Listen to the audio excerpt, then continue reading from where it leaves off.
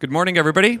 It's a little bit past 9:30, but all the best things in life start slightly late. Welcome to the Riga Conference 2025. Today's topic will be entrepreneurship in the age of uncertainty, path to resilient growth. So it's going to be a lot of interesting topics, a lot of exciting things that we're going to be talking about. And obviously, we're going to be focusing on a lot of very important things as well. So hopefully you've had your morning coffee and you are energized to go. Anyhow, I think we need a few opening speakers to get us all rolling, to understand what are we talking about today, and maybe to give us some words of advice, what to listen out for. So, without further ado, let's kick it off with Professor Gunārs Bērziņš, the Rector of the University of Latvia.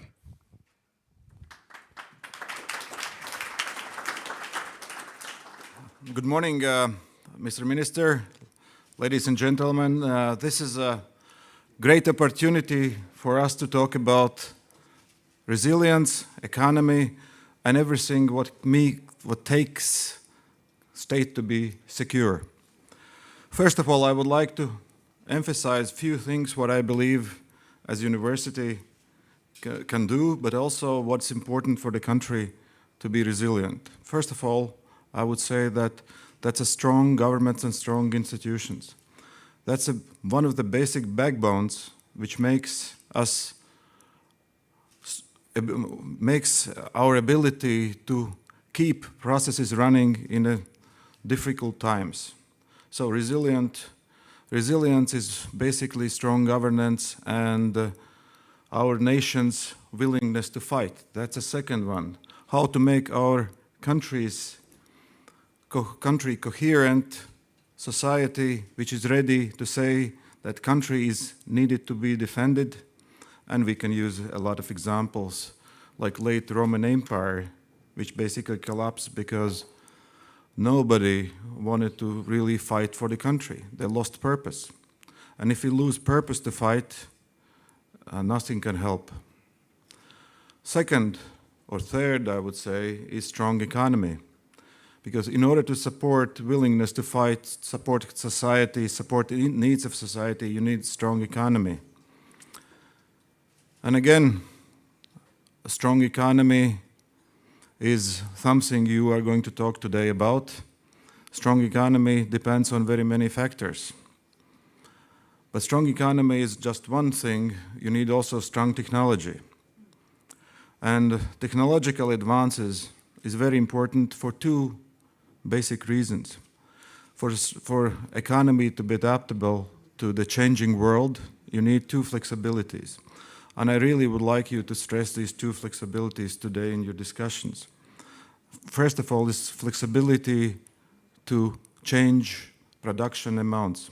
Ability to produce much more if you need, and ability to produce less if you don't need. That's flexibility in demand. Second flexibility you need, flexibility in products. If suddenly you need to increase production of different materials for the needs of defense, we have to have flexibility to change our production lines to different products. It's interesting if you look on the history at the moment that one of the countries who had managed to do these two things is China.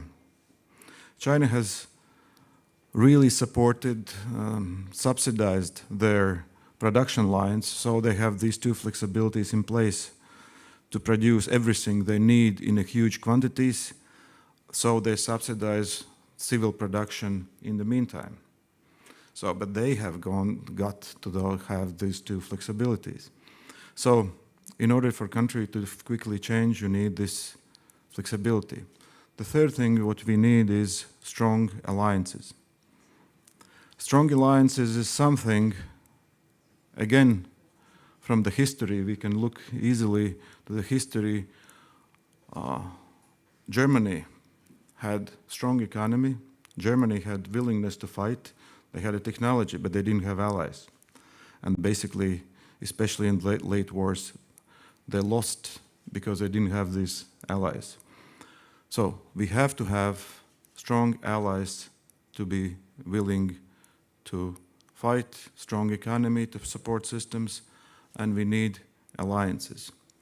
In order for our alliances to work, we need one more very important thing, which is to create value for our partners. And the creation of value for our partners is something I would say we need to really think about how we can be valuable to the alliances we are in. And this is not an easy task. In a foreign policy, the principles of social exchange theory are there. The biggest power in any cooperation is for the person who doesn't want this cooperation in the least.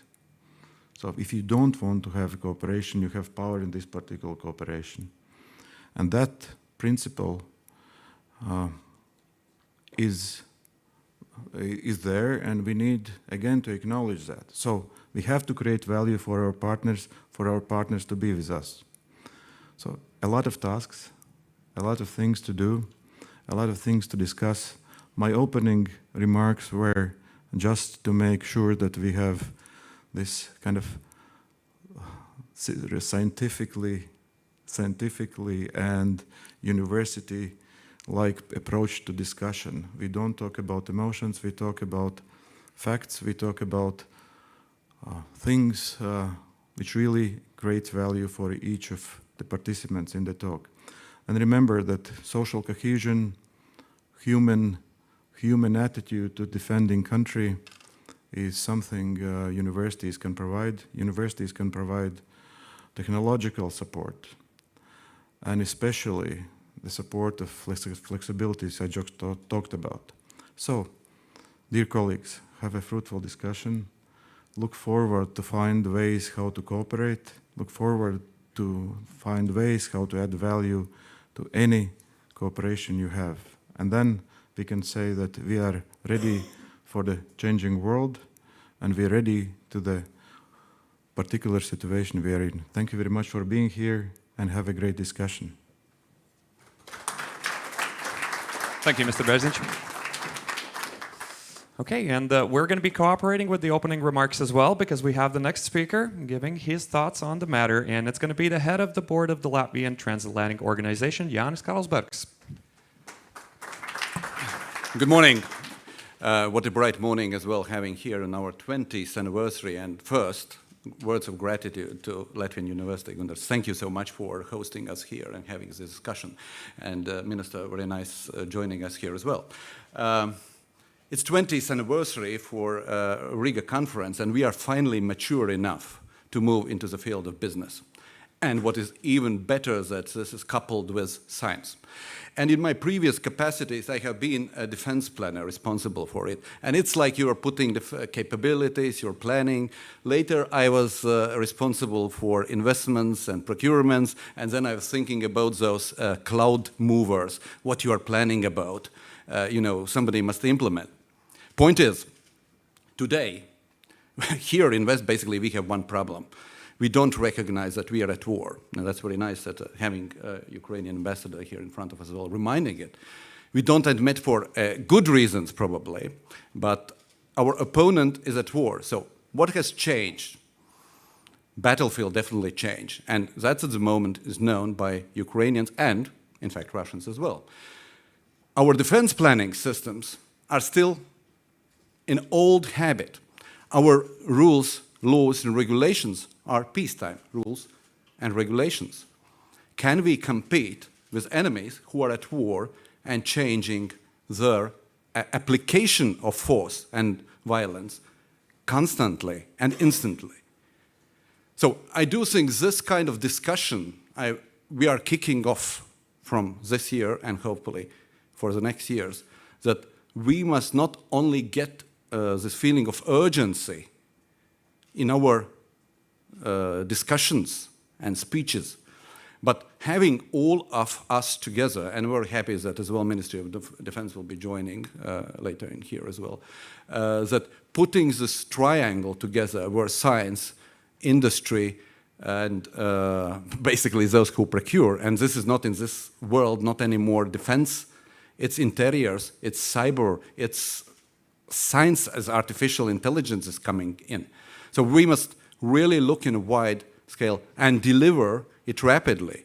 And I know another problem would be that we are moving now, drones are attacking us. The problem would be, and here in fact this good joke in Ukraine when sometimes the word of Bayraktar was given to kids, because at that moment was such a good weapon. Then it disappeared. Now it reappears. So my word of caution is that if we are working for new solutions, we should not forget old capabilities as well. The reality on the battleground will be is that we will need a lot of different instruments to fight the enemy. So this is kind of word of caution which we already once in our history realized when some of the countries get rid of their tanks. So again, this is something we need to contemplate, but move on and be ready to defeat enemies. So I wish really this first Riga Business Forum all success and that we could move to rapid decisions. So thank you very much for coming here. Thank you, Mr. Karlsbergs. Okay, now we're going to continue with the Minister of Foreign Affairs of the Republic of Latvia, Her Excellency Baiba Braža.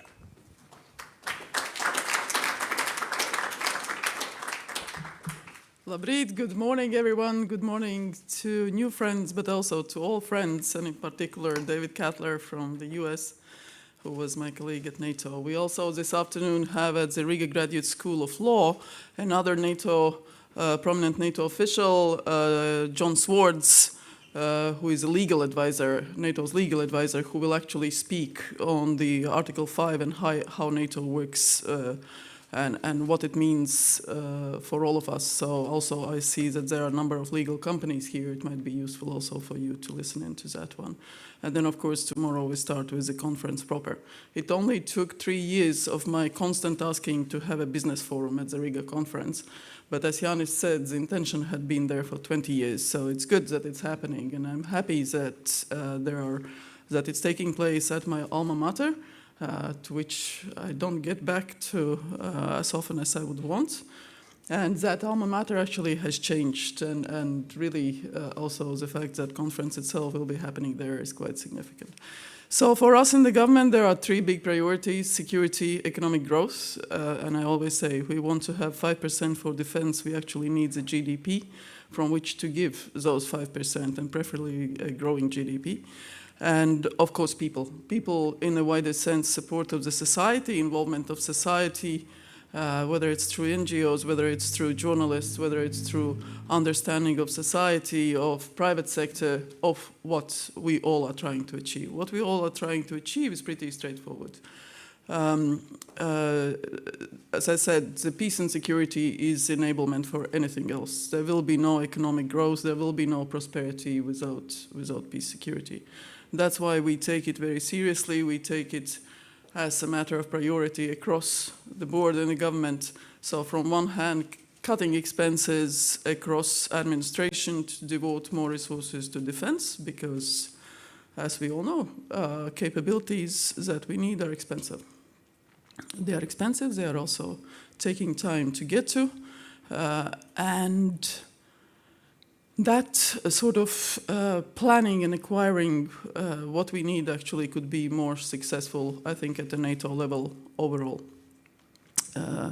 So we work a lot nationally, enabling our defense industry, new branches, whether that's drones, whether that's various dual-use capabilities, whether it's researchers, whether it's design for various drones. So actually the Art Academy was involved in creating the Natrix, which is the unmanned drone on the ground. So there are various, again, societal gains from trying to devote more to security and defense. But in the same time, the key is, of course, the presence of the allies in Latvia, together with Latvian armed forces. So today we have 14 allies together with us here in Latvia, plus Americans, and growing national armed force, all training together, all ready to defend from the first inch. We have a totally cloudless relationship with the US as the Baltics, and we work very closely with the US to make sure that that continues, so a full commitment from the allies.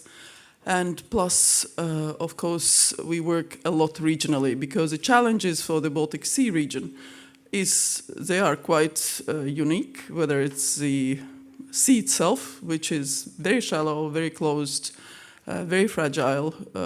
You won't find such a sea elsewhere, so protection in various ways, whether that's undersea infrastructure, whether it's actual coastal defense planning, whether it's the environmental aspect, so everything across the board. So joining NATO by Sweden and Finland was a big thing in terms of military planning and reinforcement and resupply and everything, but also in very practical cooperation matters with regard to undersea infrastructure, ability to communicate, to find from the first moment what is happening. And let me just say that since the moment when NATO put its Eastern Sentry, Baltic Sentry mission in the sea, no damage to undersea infrastructure has happened. So actually military presence matters. So that's one example. So we expect the same with the Eastern Sentry for the skies also to be happening, that there will be much less Russian willingness to test whether it's Polish or Estonian or other skies, whether it's drones or other provocations. And then on the economy. From one hand, Latvia is very successful. By Ernst & Young, we have been recognized as the most successful Baltic state in terms of investment attraction. We have the first large language model in the EU. So congrats to Tilde, congrats to us all. We have a very successful quantum community. We have photonics. We have, there is a whole sort of large business, academic, science-enabled development.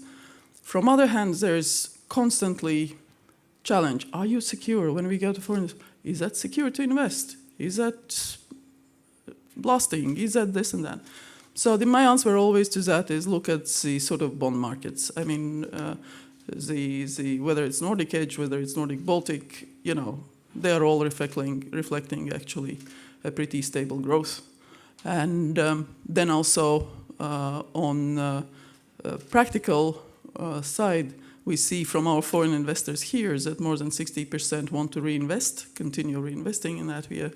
So those signs are very good. So maintaining that ease of doing business, reducing administrative burden, investing in the right branches, but in the same time also making sure that we invest in the education and release that potential of people that we have. And also a little bit more optimism, I think, from people like Jānis Petersons, our guru, pop guru. Don't laugh, it's very serious. Because the Foreign Investors Council actually has pointed out that a pessimistic sort of attitude in Latvia that is very much enabled by media is affecting also the businesses. So we need more people like you, Jānis. And also across the board, also to our media and other colleagues, Latvia is doing well. We are doing well. And I'm not saying just that because I'm a minister. When I look at all the parameters, it's all there. Talented people, easy to do business, beautiful country, great allies, bright future. So let's work together, deal with the challenges, trust ourselves, be self-confident, and invest in the education, in the right fields, and let's do it together. I thank you. Thank you, good minister. Well, let's be more optimistic. The topics are going to be serious, but hopefully we're going to get some smiles during the day. Let's continue with the head of the Central Finance and Contracting Agency, Anita Krūmiņa.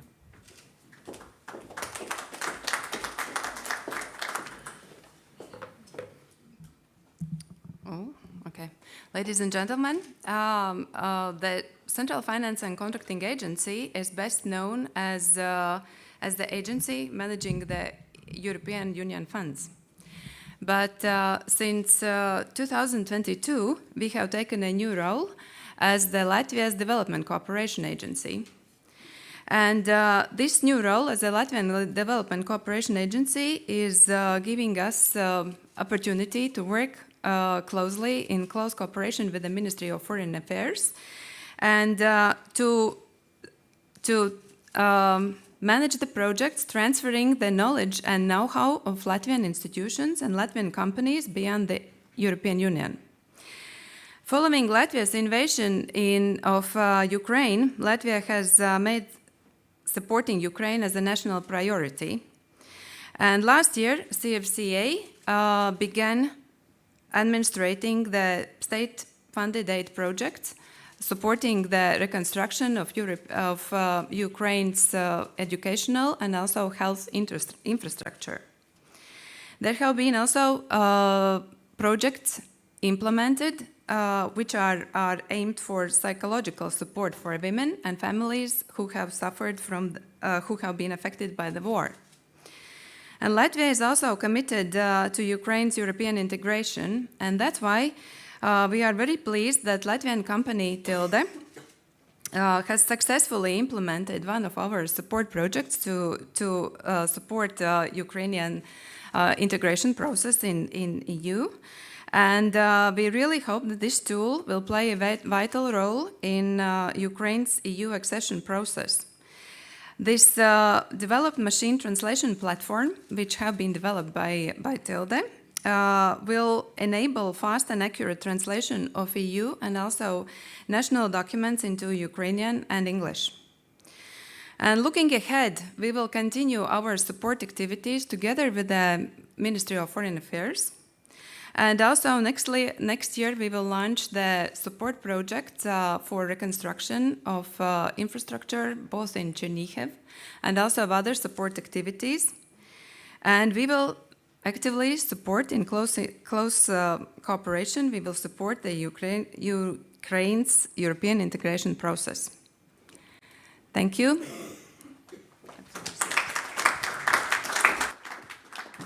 Thank you.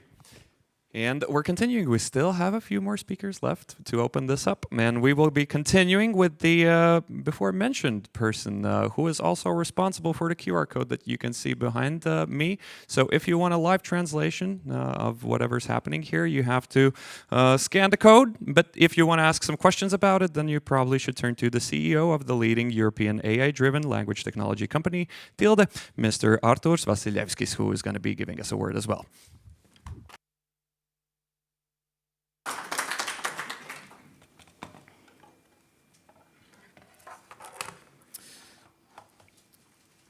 Good morning, and thank you for a very warm welcome. Your Excellency, Minister Baiba, Your Excellency, Ambassador Anatoli Kutsel, distinguished guests, thousands through the moments of the history, moments of transformation, there has always come down to this one thing, communication. The ability to understand each other, the ability to speak in the common language. For Ukraine, joining this European Union, this is not only not a political and economical journey, this is also the linguistic one. Because membership means adaptation of European Union legislation. This huge framework where thousands of pages, millions of words have to be translated. Every single regulation, every single law have to be translated and adapted from to English into Ukrainian language. At Tilde, we asked ourselves a simple question. So how can we really help? So what if the power of AI could transform this enormous challenge into this opportunity of speed, accuracy, and trust? And so we built something new. We tailored our state-of-the-art AI-enabled translation platform, designed particularly for Ukraine. Legal and administrative text translation. And this is not another just translation tool. It is designed particularly for Ukraine, legal and administrative text translation. The platform combines advanced AI technologies with the intelligent terminology management. And what does it mean at the simple? So it is consistent, reliable, and efficient multilingual communication tool between Ukraine and European Union institutions. A bridge of trust built word by word. With legal accuracy and the data security is at this platform foundation. Ladies and gentlemen, so this is the moment, the technology, this is about giving the Ukraine another tool, AI tool, which will help to speed up and to step in this European future faster, stronger, more affordable, and more connected. By doing these translations by hand, it could probably take years, even maybe decades. So, and this, with this help of AI, we can truly speed up this process and have this cost-efficient approach. And today we are proud to take this first step where we symbolically handing over this solution, this AI-enabled solution to the Ukraine. At Tilde, we believe that language should not be a barrier. Language should be a bridge. And with this work, we hope to build this bridge that helps Ukraine to join European family sooner with the confidence and with the clarity. So, dear Excellency Ambassador, can you please accept this?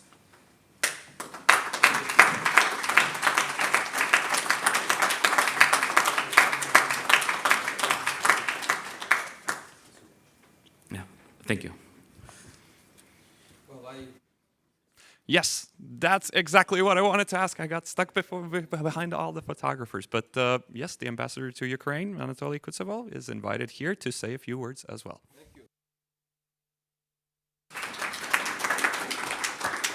First of all, thank you so much for inviting me. Madam Minister, dear Rector, dear friends and colleagues, I'm here also to remind you about different states in which my country is, unfortunately. But I would like also to congratulate you with the fact that you're also starting and kicking off your 20th anniversary conference with the economic section, which is, I truly believe, is one of the most important to understand when you are more than 3.5 years in the war. I would like to say a few words at the very beginning with the fact that I really appreciate what Latvia and Latvia's people are doing for Ukraine, and especially for Chernihiv region, but plenty of other regions. And this kind of cooperation is interpersonal, but also is going on between companies. And I would like to underline the fact that we had economic records before the war, and we are continuing them even during the war. And I truly believe that we also can increase them after the war. And this is also thanks to your recovery projects, which you are doing in Ukraine, also getting experience from the ground, what we have in Ukraine. And companies are also moving to Latvia, especially agriculture, some IT companies, but as well as, I would say, financial sector is also really important. My special thanks to the company for providing this AI-powered translation platform. Being part of the EU integration team, on behalf of the President, I've been in charge of to submit the answers to EU questionnaire, which has been submitted to us by European Commission. And I truly understand the need of having legislation translated. Vice versa. It's not only about directives and regulations to be transported into Ukrainian legislation, but it's also the issue to how to prove that your legislation complies fully with the EU standards. So these AI instruments are probably the response why we can speed up the process and not to go 10 years. And this is also thanks to transposing it in legislation, but also showing to the partners and checking it through different instruments like legal expertise, court decisions, etc. So I truly appreciate it, and on behalf of the government of Ukraine, I'm really grateful, Mr. Vasilevskis, for your company contribution, and we are really grateful to the Minister of Foreign Affairs for this grant.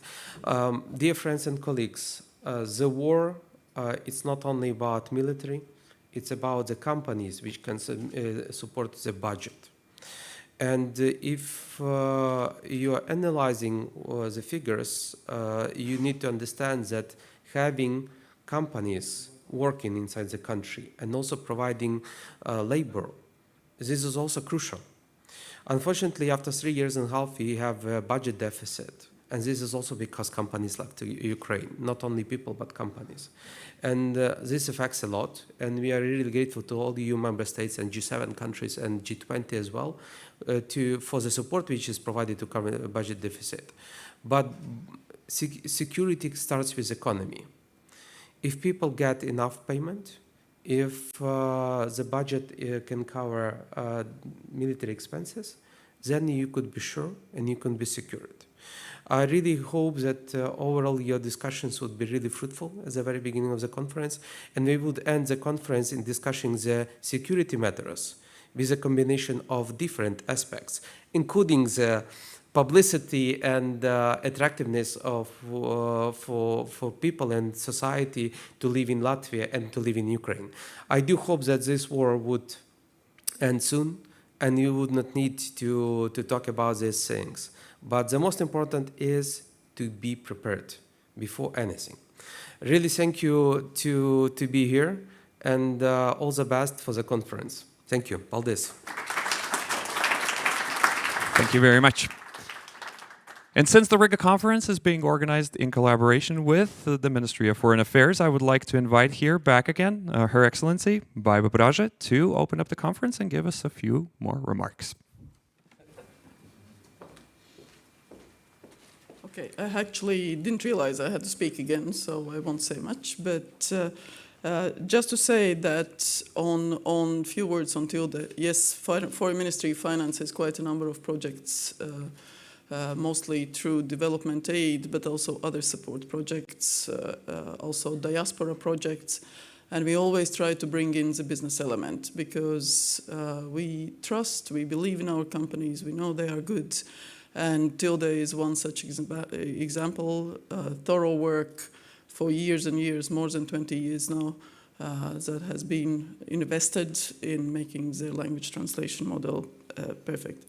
And then, of course, support to Ukraine and across the board support for Ukraine.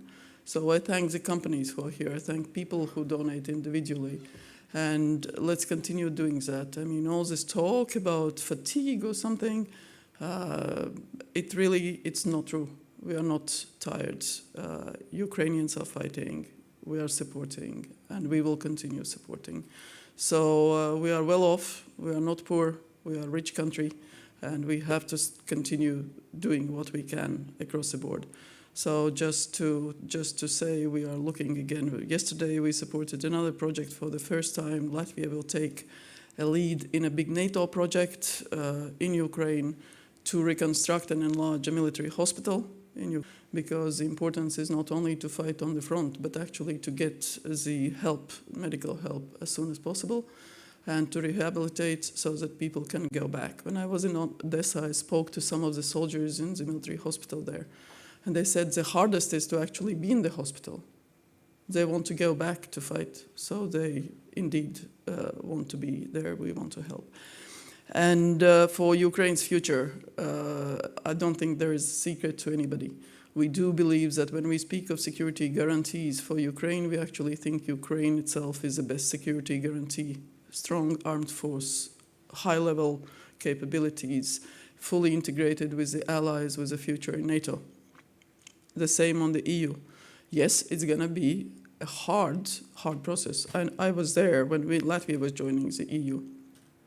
It's really, I mean, it takes a complete change of the country in terms of everything, how it's being done. Not only the laws and regulations, but actually all the institutions, the preparations of national positions, everything. And we support that. We support that. Again, it's not a theoretical help, it's practical help.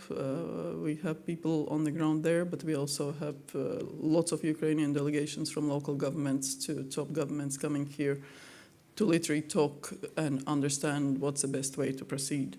But also it involves political support, unblocking accession, start of accession negotiations. I hope that Hungary relents, and making sure that Ukraine can proceed in its own tempo, in its own integration process. So that's why Tilde's translation model, with all the acquis that needs to be taken over, is so important, not to be a detriment, a slowdown, but actually to speed up the ability to proceed for Ukraine. So thank you very much, and let's work.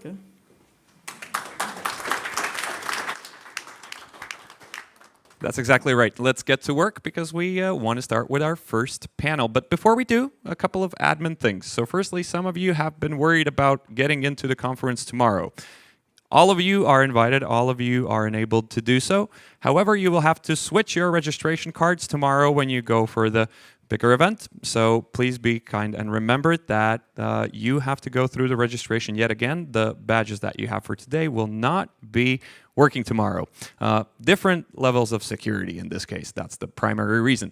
As for the other thing, kind reminder about the QR code. So if you want to test out how Tilde's translation model works in real time, you can scan the code and have a listen, or have a look in this case, in how it works in this case. But we will start off with a panel, and we have some wonderful, amazing speakers ready for you who are going to be moderated as well. But before we introduce them, let me give you a little bit of context. What are we going to be speaking for the next hour or so? The intersection of geopolitics and business has never been more significant. Global shifts in security and international relations increasingly shape markets, trade, and investment strategies. Perspectives from defense, intelligence, and foreign policy highlight how businesses must account for evolving security environments, emerging power dynamics, and policy choices that influence economic resilience. This discussion will explore how leaders can navigate complexity, anticipate risks, and adapt strategies to ensure competitiveness and sustainable growth in an era of uncertainty. But we commence with some of our speakers who will be participating in the panel. I hope I will be pronouncing all of their names correctly, but let's kick it off with Dr. Juan Bartolome, State Secretary for the International Relations at the Argentinian Ministry of Defense. Hello, Mr. Now we are also going to have David Kattler, the former director of the Defense Counterintelligence and Security Agency from the United States. Yorgos Verdi, policy fellow with the European Power Program at the European Council of Foreign Relations. And Egita Poljanska, a partner at Outlast Fund, advisor to the Minister of Foreign Affairs of the Republic of Latvia, Baiba Braža, on startup and technology issues. And since I'm significantly out of my depth with the particular topic, we will have another moderator for this particular discussion, and it's going to be Dr. Kārlis Bukovskis, Director of the Latvian Institute of International Affairs and an Associate Professor at Riga Stradiņš University. Thank you. Oh, you hear me well. Good. We had already 7 speakers. We have 4 more excellent speakers, and I count Minister Braža twice, so each time is a separate speech. But I am honored to be here, and I'm very thankful to Lato and the Riga Conference for organizing this event and allowing me to moderate such wonderful and very knowledgeable experts. So, as being a political economist by training, I am especially eager to hear what the colleagues are about to be saying. So we agreed that you're going to have 5 minutes each for initial remarks. I'm going to follow up with my own question, and after we are in something like 30 minutes over with this section of the introductory remarks, I would be happy and really looking forward to your questions from the audience. So in this case, if in this case we can proceed. I would ask David if you could start with some more general remarks on geopolitics and how business is interacting in and acting in this current security and geopolitical environment. All right. Well, thank you very much. And I really appreciate the opportunity to return to Riga. This is the 8th day of my retirement. I'm proud. I've been dressed every day, and I actually traveled several hours away from home. My brain is not actually here fully, but I appreciate being here nonetheless. I'm probably going to pick up on one of the themes that the Ukrainian ambassador mentioned in his remarks and start by saying that I think we need to consider now that geopolitics isn't just background noise to business anymore. It really is the operating environment. Markets, supply chains, and investments are increasingly shaped by security developments, great power competition, and the policy choices that many nations are taking. You see Russia's war against Ukraine, Chinese economic coercion, cyber attacks versus critical infrastructure. All these things are now increasingly baked into the business climate. So from my perspective as a former government official, in fact, one that in my last post led the protection of the U.S.'s industrial base, both cleared industry and academia, and now advising businesses, what I would say to you is that we need to consider that risk is unavoidable, but resilience on the corporate level and the national level is a distinct competitive advantage. Companies that can anticipate that geopolitical struggle and embed security don't just adapt, they actually lead in the marketplace. So I'm pretty sure that Juan will speak to a similar theme, but I think that this isn't a regional story, it's really increasingly a global one. Here in Europe, the invasion of Ukraine reshaped energy markets overnight, and it also prompted a very dramatic surge in defense production across Europe and within the United States. In Asia, tensions over Taiwan have forced global companies to map out scenarios for supply chain disruption at an even greater scale. And in the Middle East, instability has repeatedly tested resilience of energy, finance, and shipping. So the big implication for business, again, I think, is that we need to treat geopolitics the same way businesses have traditionally treated currency fluctuations or significant regulatory shifts. We need to build then into our planning, model at the board level, and scenario test how regional disruptions might ripple through business operations. Now, I think Egede will probably emphasize entrepreneurial and investor perspectives. And I would tell you that as a reformed security officer, because we're accused of causing trouble all the time, security really can enable and not just be a brake on business, especially in the national security sector. It can actually accelerate the success of businesses if we work together properly. In security, we found that stronger and smarter processes actually reduce business friction and regulatory friction. We can improve trust, we can speed decisions. And I think, no doubt, the same logic applies not just to government, but also to business.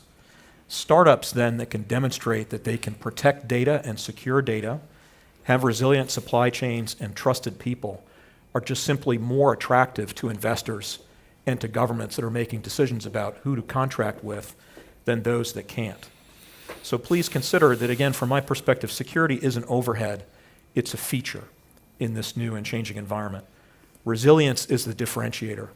And together, if you have trust and resilience, you can actually turn those disruptive forces, your ability to manage them, into a business advantage. And I think we saw this during COVID. The companies that could maintain operations earned loyalty and investor confidence.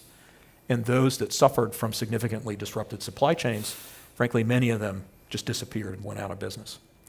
Now, for a dual-use company or defense tech firm, resilience is now a first question. Can you deliver under stress? Do you have secure access to your raw materials? Do you understand how your business operation would be affected if your personnel couldn't come into your workspace? If your subcontractors, your suppliers were unavailable to you? Do you have them? Do you not have them? And those that can do that will win. And finally, let me come back to leadership, because I think that's the element that's going to cut across all of this panel's perspectives. Leaders today operate in an environment of constant ambiguity and unpredictability. A sanction, a cyber attack, or a war can disrupt markets overnight. What distinguishes successful businesses and operations then is the clarity of purpose as well at the leadership level. Businesses, employees, the investors, and the partners all want to know what the companies stand for. What will the company help protect, and where will you take the company? So agility matters also. And I think in this context, then, it's the ability to pivot rapidly while staying anchored to your mission. Inclusive leadership matters to avoid blind spots, and credibility matters most, because in an uncertain world, trust, again, is the currency. So if I might offer one key takeaway, it's that geopolitics and business are no longer separate spheres. Mm-hmm. Geopolitics must be treated as a business variable. Security is not just protection, it's market access. Resilience is not just survival, it's a differentiator. And leadership is the difference between merely weathering uncertainty and thriving in that uncertainty. This is how entrepreneurs will not just navigate this era of disruption, but actually shape this era. So I look forward to exploring how these challenges play out globally and here in Europe as we continue the panel. Thank you. Thanks for the opportunity. Thank you, David. I have a follow-up. I think Juan will be following up on your final remark, because he was already reacting to this one. But I want to pick your brain a little bit more on another issue which you stated, that the businesses should be adapting to the shifting geopolitical situations just like the financial markets are. But isn't there a little bit of a huge difference actually between very quickly adapting financial markets and, so to speak, real economy, which with its production chains and distribution chains, which is not that easy and then quickly to adapt to that? Well, look, I think the two go together. We're increasingly focused on things like foreign ownership control and influence before conflict emerges. So companies, if you're a startup, you're that entrepreneur, understanding what's on your cap table, for example. Where is your funding coming from? Which sovereign state's investment fund is putting money into your company?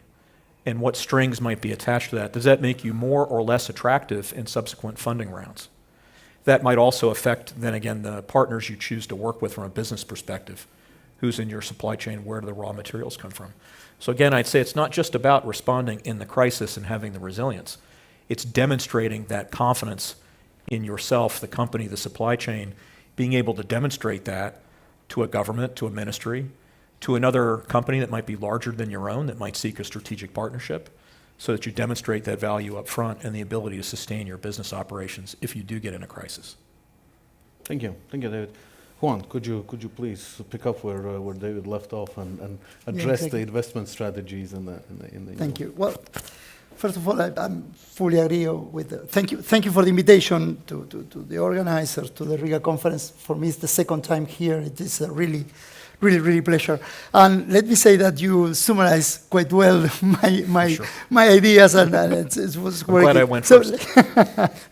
But having said that, I'm fully agree with your what have you said. Let me add to that first of all, there are two models of globalization in Latin America. We feel that there are two competing models of globalization. One is the liberal one, and the other is the authoritarian globalization model, which are now doing business and presented to our audiences. It's about doing business, but the way that they do in business and the impact that has in the international scene is quite different. So we need to be aware of what is acceptable or is not is acceptable for every one of us, and view aware of Latin America reality. Venezuela is a good example of that.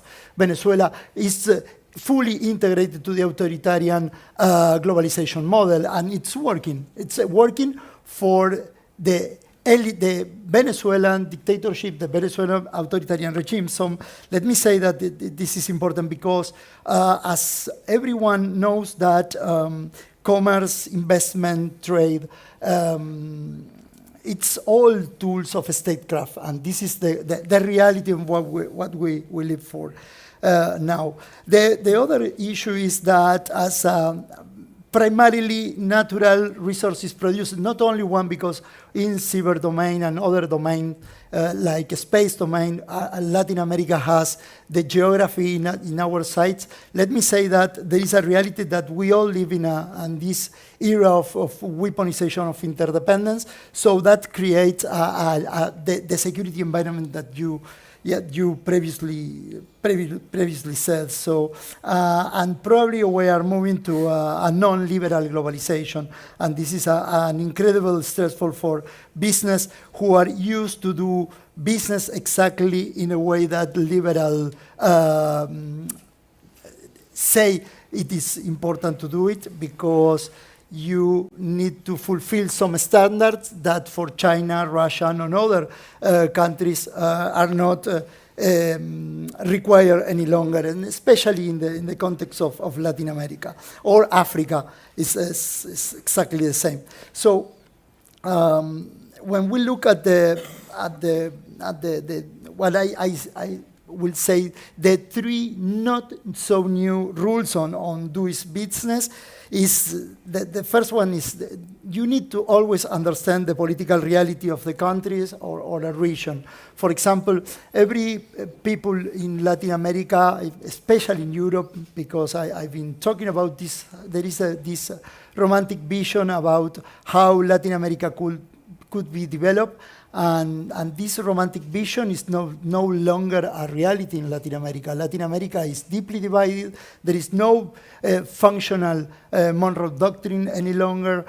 United States open space for Russia, Iran, India, China do business in Latin America, and unfortunately, United States now is trying to do exactly the same as they did in the 19th century, but a completely different landscape.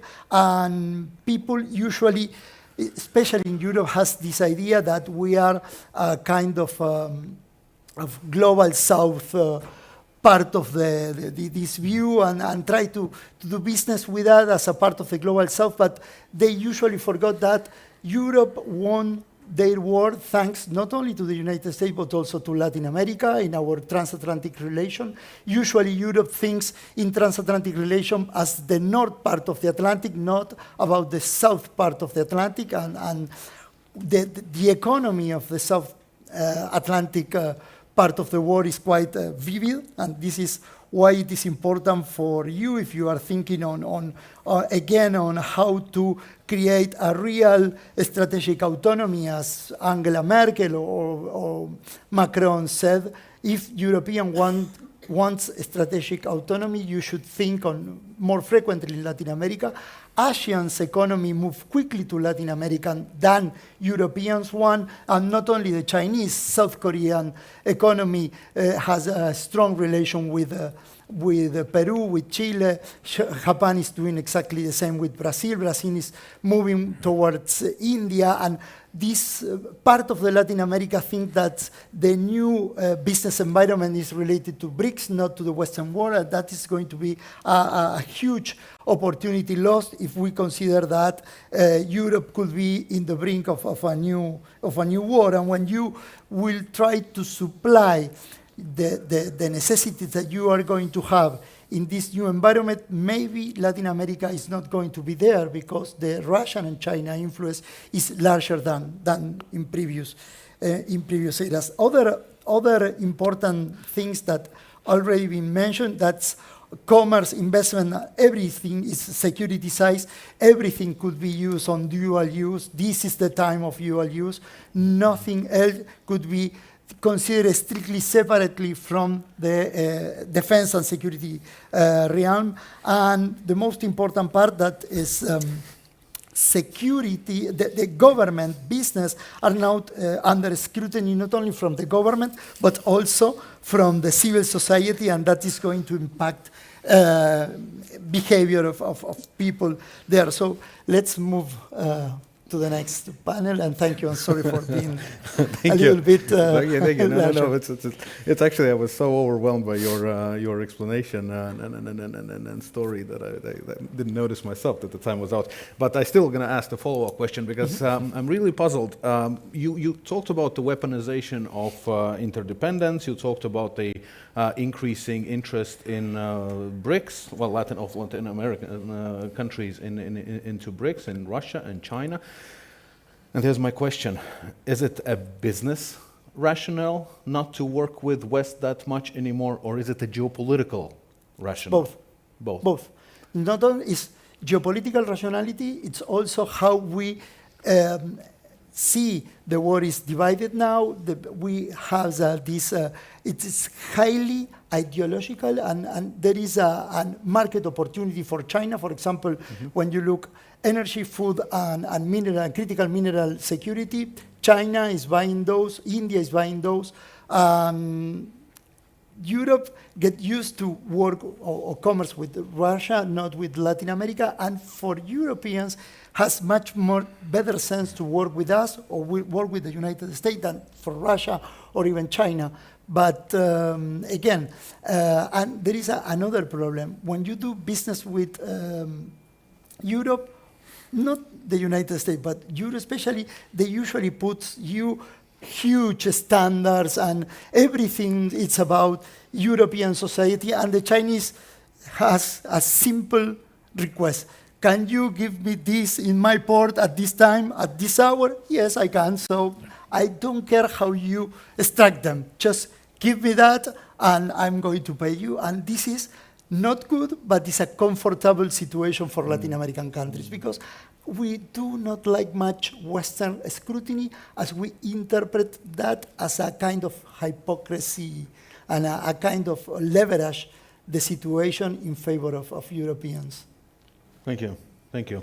It was a gloomy answer, but an honest one. Egit, I'm turning to you with hopes that there's going to be something also positive, and you're going to also point out to some of the opportunities that the startups have in this situation. Because as Minister Braže was mentioning in her remarks, the situation is not that bad. It's just that we're sometimes painting it gloomier than it is. So in this case, I am looking towards you with a glimpse of hope that you're going to say something positive, that, well, challenges is an opportunity, chaos is a ladder, quoting some famous movie quotes. Sorry, exactly. That's what I was thinking. To open up, my whole experience, my work experience is mostly with the startups, so entrepreneurs, but very specifically with technology startups. And when I was thinking, also hearing the opening speeches, we also had a small discussion about this positivity. I will have some positive things, but I think the general idea was startups love problems. I don't know if that counts as positive thing. It does, yes. But they do. But it also comes, and maybe from my, let's say, opening remarks, I wanted to kind of go into the startup perspective and set the fundamentals maybe, and it's also helpful how to deal with all the challenges, because I think there were a lot of challenges already mentioned, and I think they're coming, when we look in the past, the challenges are always there. There are risks, there are uncertainty. I'm pretty sure that there will be something coming up as well that we cannot really predict. Some things we can, some we can't. What we can learn from the startup experience, so this is how startups operate. So they start with a problem. That's why I said they love problems. A couple of founders, they find a problem, they try to find a solution, usually, and they operate under a lot of risks, a lot of uncertain information. They're testing assumptions. You usually on the, let's say, media, you see the end result, which seems like a 24-hour success. What usually people don't see, there could be years of trial, experimenting, error, making solution that actually doesn't work when you bring to the clients. I think 90% of the time, the first idea that the founders are doing when they actually bring it to the client, it doesn't work. So this is kind of the whole idea that testing, experimenting, and working with the risks and uncertainties is something that is a driving force for the innovation for the companies. And I think that's how I also kind of look at the risk and uncertainty from the more positive side. So of course there's a dual, let's say, nature. There is of course, threat if something arises, but then how we can use this threat and how we can use the situation to actually develop ourselves further. It's kind of mobilizing power to do something. I guess from the human nature as well, it is if you're too comfortable with the place where you're at, you're not incentivized to really move forward. For myself as well, if I'm comfortable, honestly, I don't want to do anything new. But if there's a challenge, if there's something bothering me, that's how I will find a way how to make things better. A couple of maybe more practical examples that I was thinking, and I was also going through, let's say, along with the rest of the world. So the first one, of course, COVID pandemic. When it hit, everyone, there's threat everywhere. First of all, to the human health, to the human life. And then I think very quickly everyone realized that it trickles down also to the business. Not only to the businesses that are affected on a daily life, but also to different supply chains. I think you also mentioned, it kind of trickles down to everyone. And even for us, I used to work at a different company, then now it's an early stage investor accelerator. We were also relying a lot on a standard model, on-premise program running in the locations. We were growing nicely. COVID hit. For some time, we were just stopped. Nothing happened. We started rethinking, also going into the experimentation mode, moved online, changed the mindset, did a lot of errors. It still took a trial and error period, because bringing something online, I think quality also matters, especially when we were working with the companies and businesses. But when we did it, and it's not only us, the rest of the world also actually changed the mindset. It's now we can see how that has affected us as a society, businesses, everyone is online, everyone can work remote. There are a lot more solutions that are adapted to the situation. Another example quickly is, artificial intelligence as such. But honestly, it's still, and this is the part where we are as investors going through, and it's completely changing not only this, let's say, startup ecosystem, because when there was the first release of ChatGPT, OpenAI, everyone was it wasn't that was not the threat part. Actually, everyone was super excited. The threat came later, whenever a lot of startups realized that wipes out their businesses, that it can actually wipe out a lot of workplaces. And then it this is a very interesting process that we see as an investors as well, because a lot of startups adapted, created new businesses, but then came the next wave of the artificial intelligence that even opened up something more. For example, one of the most common examples mentioned now is Lovable. It's a Swedish company. They, I think, started working in 2024. They reached the unicorn status in less than 1 year. So it means they reached the 1 billion valuation. Usually it takes at least 7 years for companies. And usually we as investors also invest in there are rounds like every 12 to 18 months for a company. So we also think in the same way of how the financing goes. They, within this, I think, less than a year, like 9 months or so, yeah, I'm finishing, they actually had 4 rounds. They have 4 financing rounds, so everything is changing and moving rapidly. And I had a third example, but I will not do that. That was more about the recent, let's say, full-scale invasion in defense tech industry, mil-tech industry, and cybersecurity and everything else, which also changed that industry. The innovations are coming in, and I think that also kind of trickles down to the general society realizing we have to change. It's not only the businesses, it's actually to every one of us have to change the ways how we think about data security, privacy. So final concluding thought, I think with this, I'm thinking this is more like there will be crisis, but I think it's for us developing a method how we can overcome them. I get it. Thank you so much. I will immediately go on from there because my question was to you. I stated it in a more complicated way, but as you said that there's the third point that you wanted to raise anyways, and it kind of overlaps, is we have been experiencing in Europe, in the US, and the rest of the world, we have experiencing different types of hybrid warfare, examples of hybrid warfare, and we're defending ourselves against them. So there's a question. Can we somehow commercialize our defense against the hybrid warfare? Yes. I'm afraid of the clock. No, don't be. If you very good examples, yeah. I'm not going to be stopping you. I think we're all going to be listening. Yeah. No, maybe not very specific, but examples. But I used to, again, my previous company, I used to work, let's say, with cybersecurity companies, with startup cybersecurity companies. That was a bit after COVID, but a couple, 3-4 years ago, let's say.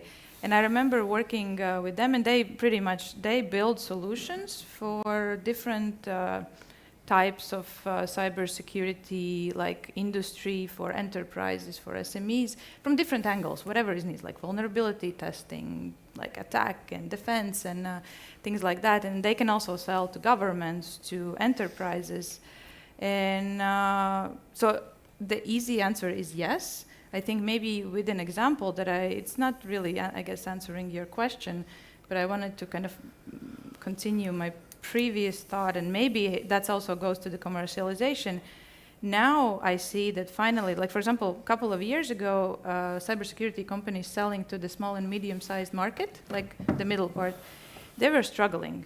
Like everyone could sell to enterprises, to governments, small and medium market, like let's say the regular, not always startup businesses, but they're small enough. They never thought that they are a threat. They could be a threat. They didn't know that they could be a victim because they thought they're small enough. No one cares. Like, why should I actually think about the cybersecurity, what that actually means? In the recent years, I think that has completely changed because we see how that's overarching everything. Everyone can need to think about the data privacy, data security, how you operate with the data, because I think in the cybersecurity, the biggest threat actually, well, is a human at the end of the day.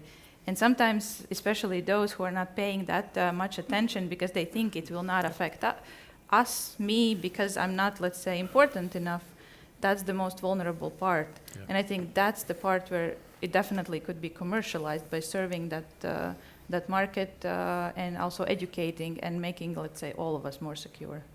Thank you, Egita. Georgas, Egita's phrase that human is the biggest threat in cybersecurity, which is an interesting way how to put it, but it's absolutely not incorrect. European digital sovereignty, cybersecurity. How do you see this our safety and security in the current geopolitical and business environment? So first of all, thank you very much for the invitation to this fantastic conference. Now, what I wanted to address a little bit here is a specific area of geopolitics that is detrimental to businesses, and that is the geopolitics of technology, as you were saying. Now, technology is reshaping the very concept of national power itself, and as a result, it has become an area of state competition and contestation, and that very much impacts businesses because, as Agita was saying, businesses very often rely on digital technology to stay afloat, to stay online, or are increasingly looking to take advantage of new tools such as artificial intelligence in order to become more efficient and more effective. And so for that to take place, we must also understand then the risks that stem from the geopoliticization of technology in order to anticipate them and adapt our strategies. Now, there are two broad categories of risks that stem from that geopoliticization. The first one we talked a little bit about are, of course, risks of cybersecurity. So this volatile geopolitical environment that we have described so far also leads to a more uncertain cyber environment. We have cyber criminals and state actors that are looking for cyber vulnerabilities in order to inflict economic damage or reach some sort of political or strategic objective. There was a very interesting study that was done by the World Economic Forum. They surveyed about 450 businesses on cybersecurity. About 60% of those businesses said they have adapted their cybersecurity strategies based on geopolitical events, based on geopolitical developments in order to be more responsive or more resilient to those developments. Threat perception is also evolving based on this intersection of geopoliticization of cyber environment. About 1 in 3 CEOs now say their top concern is cyber espionage. It is the loss of sensitive business information as a result of cyber attack. That's very important to keep in mind. Cyber leaders within those organizations beg to differ. For them, their top concern is the risk of disruption to business operations. And in Europe, we had very much a very real-life example of that kind of disruption a couple of weeks ago when airports across Berlin, London, Dublin, and Brussels were severely disrupted because of a cyber attack. Now, the second category of risks that I also want to talk about are the risks to economic security, and Juan talked a little bit about that as well. It refers to that weaponization of economic interdependence that we're seeing so far, and I would argue that's quite visible in the trade, in the finance realm. It's a little bit less visible, but equally important in the technology realm. And businesses must be careful because you may be caught in between volatile supply chains. To give a very practical example, in 2023, China restricted the export of critical raw materials, specifically gallium and germanium. Now, in Europe, when that restriction happened, we were importing 71% of our gallium from China, 45% of our germanium from them. And those are critical raw materials that are essential for critical products such as semiconductors, solar panels, electrical vehicles, and others. So weaponization on any level of the supply chain can have a direct effect on your business, so you must be very aware of that. So then maybe if I have 1 more minute to spend, I have a couple of minutes. Oh, that's fantastic, that's plenty. But then the most important then is what is to be done about those risks. So when it comes to cybersecurity risks, I would argue it's very important to build a culture of digital resilience because I will completely agree with Agita. The human factor may be the biggest weakness when it comes to cybersecurity. So of course we can talk a little bit about standards, regulations, protocols. Those are very much important. But at the end of the day, you are as strong as your weakest link, and that may be an untrained employee. There is an increase every year. There is an increase of phishing, of social engineering attacks, and that can actually be the vulnerability that leads to disruption. Now, in terms of economic security risks for businesses, those are arguably harder to manage. So, of course, you have to do your due diligence. You have to see where you can diversify when it's possible. But very often you are faced with choke points that simply you cannot surpass, or that it's not very cost-effective to diversify. I think that also merits a response from states. So, states have a role to build that industrial capacity, to offer alternatives that are resilient to companies when that's needed. And that in Europe has kickstarted a conversation about about so-called technological autonomy, technological sovereignty. Now we can speak a lot about what that means. I definitely would argue that shouldn't mean protectionism, but it should mean, and it should kickstart a conversation about how we invest in those critical capabilities that we need in order to stay resilient. And that leads me actually to connect a little bit with Egita, because I think that also creates a very important opportunity for your businesses. European member states are becoming increasingly more interested in slashing red tape, in mobilizing public investments, in talking to private investors and seeing how they can mobilize their own funds. They are becoming more interested in unleashing that innovation capacity, and again, that creates many opportunities. Just to give a very specific example, the European Commission, because of that weaponization, because of those dependencies, decided to mobilize about 50 billion euros in artificial intelligence development and diffusion through the Invest AI Fund. We just heard a fantastic AI company do a great presentation here. This is a very concrete opportunity that you can take advantage of and benefit from. And I will stop here. Thank you. Thank you so much. A gloomy question from my side, actually, because and it also goes even back to what Rector Bezinch was pointing out about China's rise. And then we were shortly discussing that it's also partly due to China stealing technology, which is not a new thing. It has been happening throughout the history all the time. Well, Soviet Union was stealing Western technologies as well, especially in the 80s. But so my main question is, because at one point you said that protectionism is not a solution. Yep. So here is my provocative question. Why it is not? If China is doing that, if China is restricting, then why can't Europe do the same thing, or America do the same thing?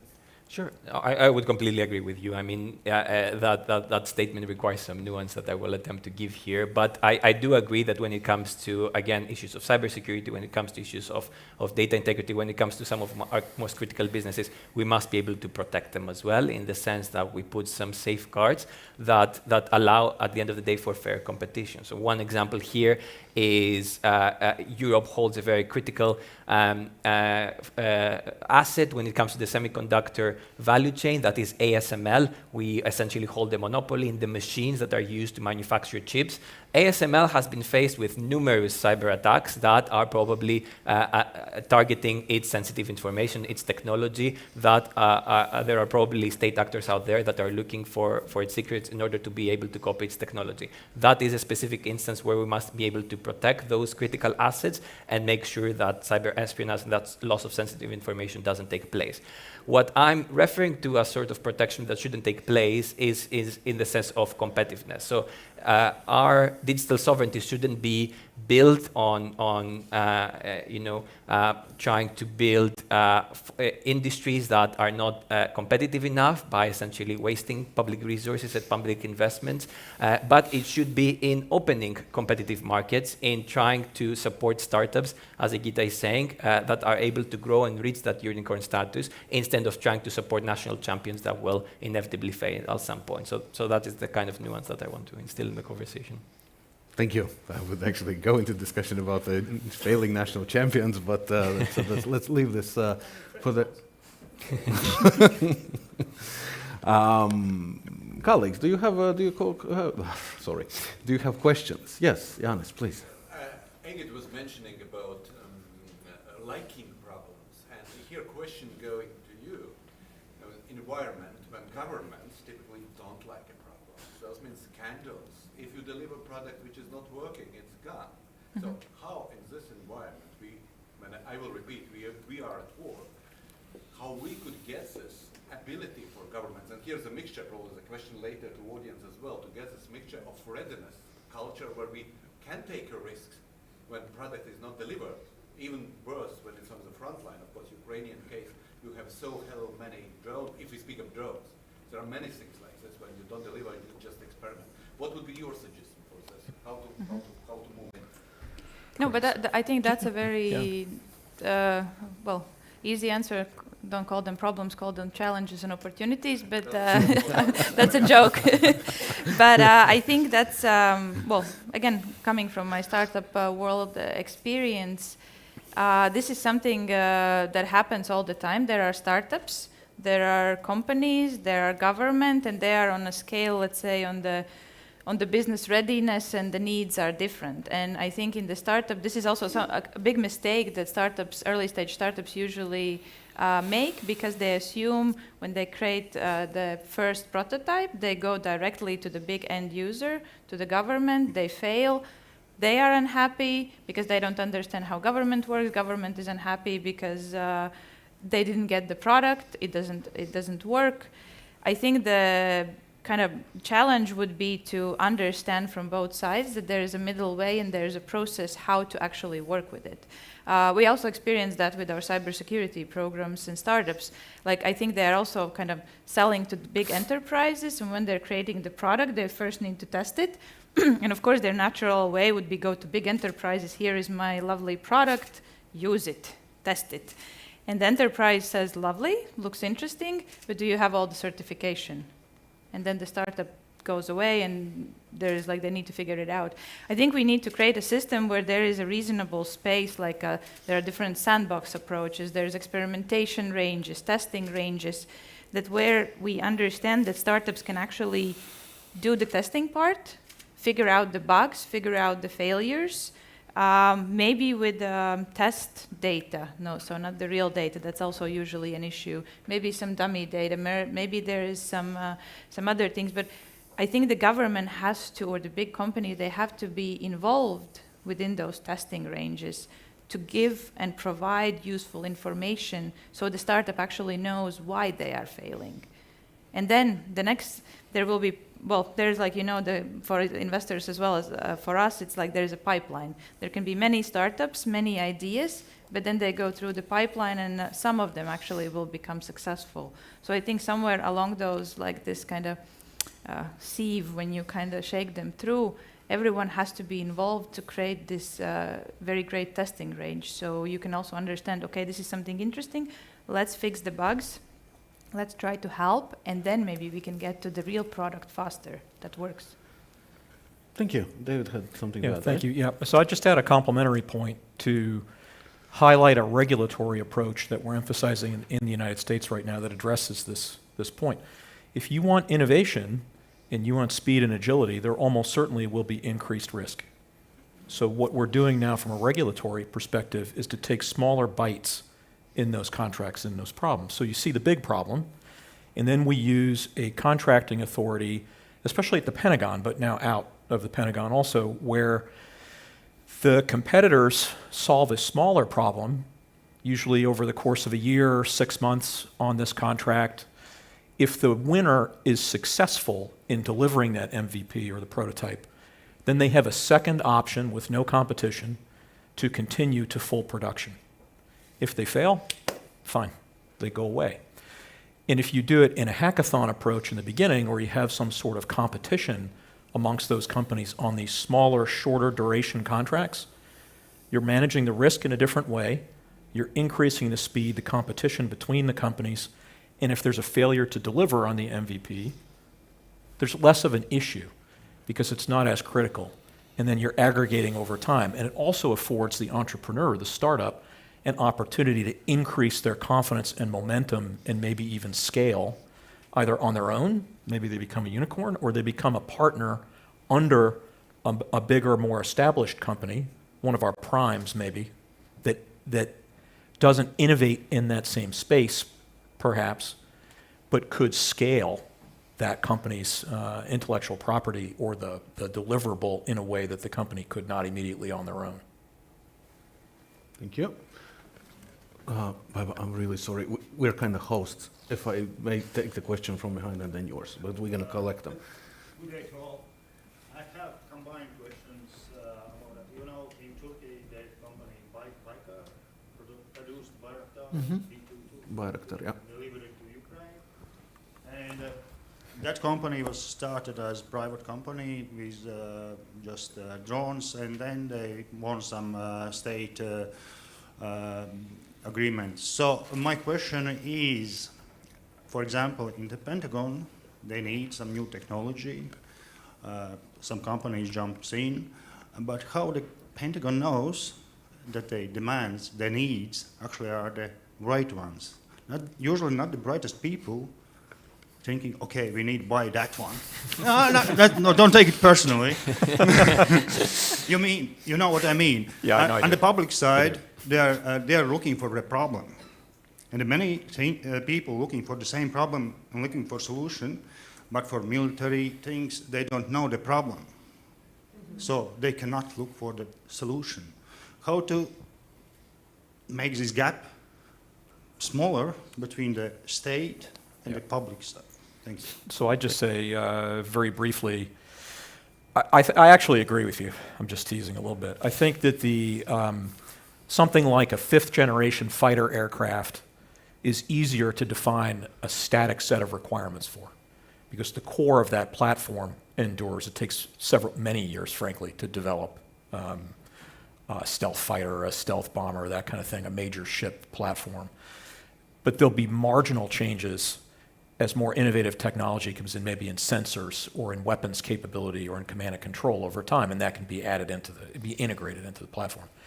What the Pentagon did, now probably 15, 20 years ago, in the innovation space is to create an organization, for example, called the Defense Innovation Unit, the DIU, and have the DIU sit in Silicon Valley to actually be the venture capital funder to distribute those resources around to those companies to bring more innovation in, to bring a different set of corporate stakeholders to the table, to help them marry up partnerships, as we've both described, or to scale on their own. But they're not steering the tech development. What they're doing is they're revealing it to the Pentagon, and they're translating the Pentagon's needs into tech bro language so that our tech people, mostly in California, but now many places in the United States and internationally, can understand the requirement, and then they can work together to innovate.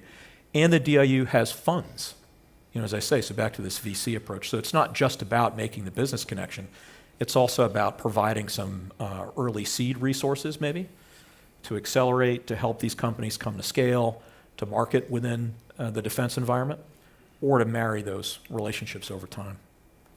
Thank you. I think it's proven it works, yeah. Minister Broja.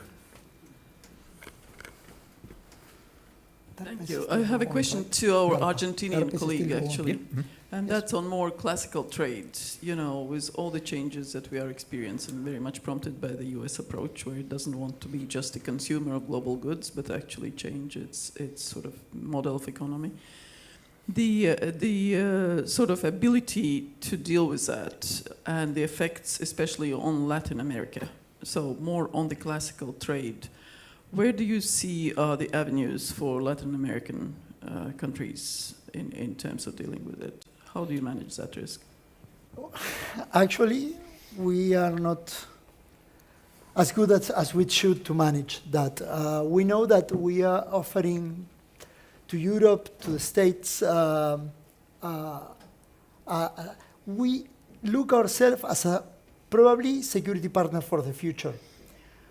But the reality is that because of the States' engagement on the war on terror, they left the Latin American landscape quite free of doing whatever we want with other countries, especially with China.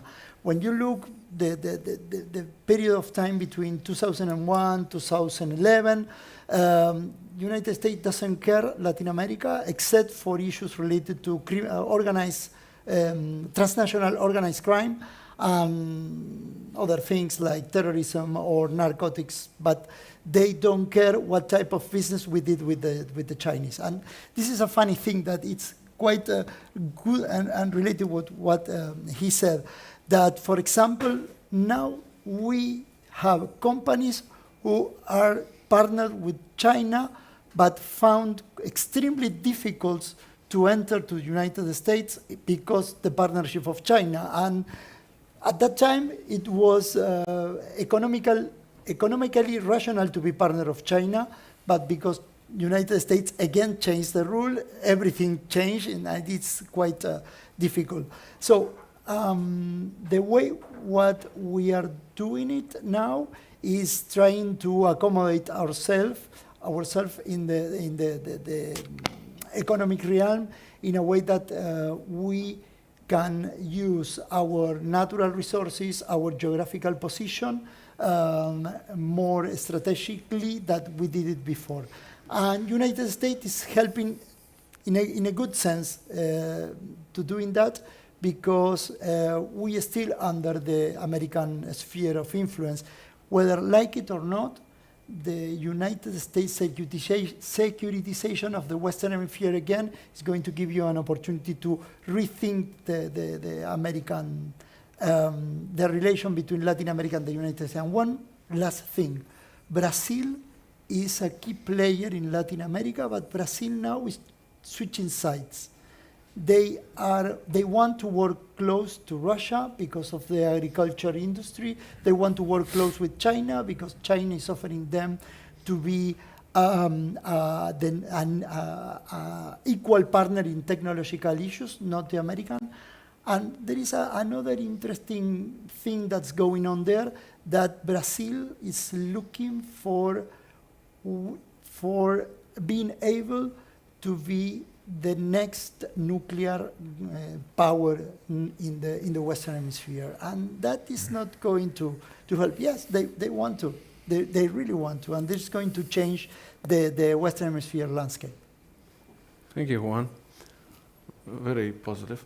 Colleagues, do we have one more question? Because we need to start wrapping up slowly. Okay, I'm going to ask then, if there is not one, in order to wrap this all up. And I'm picking up from Juan where we left off on this gloomy remark. So, but going back to the business and geopolitical environment. So, in very few words, all of you, how do you see how the global economy, global finance, geopolitics will look like in the next 10 years? Okay, because businesses usually want to know how the future is and how to make money off of that. So in this case, let's maybe try to project something. Happy statement. So think in Latin America as an opportunity, because it's a game changer. It was in the First and the Second World War. It could be now. So, but United States is a different case because they are now engaging with Latin America more deeply. But when you see Marco Rubio has a Latin roots, so it's a. Yeah. But for Europe should remember what they did in the First and the Second World War, and it was successful. So a happy answer to you is re-engage with Latin America. Think in Latin America strategically, because we can help you with the European strategic autonomy. Thank you. I like positive things. David.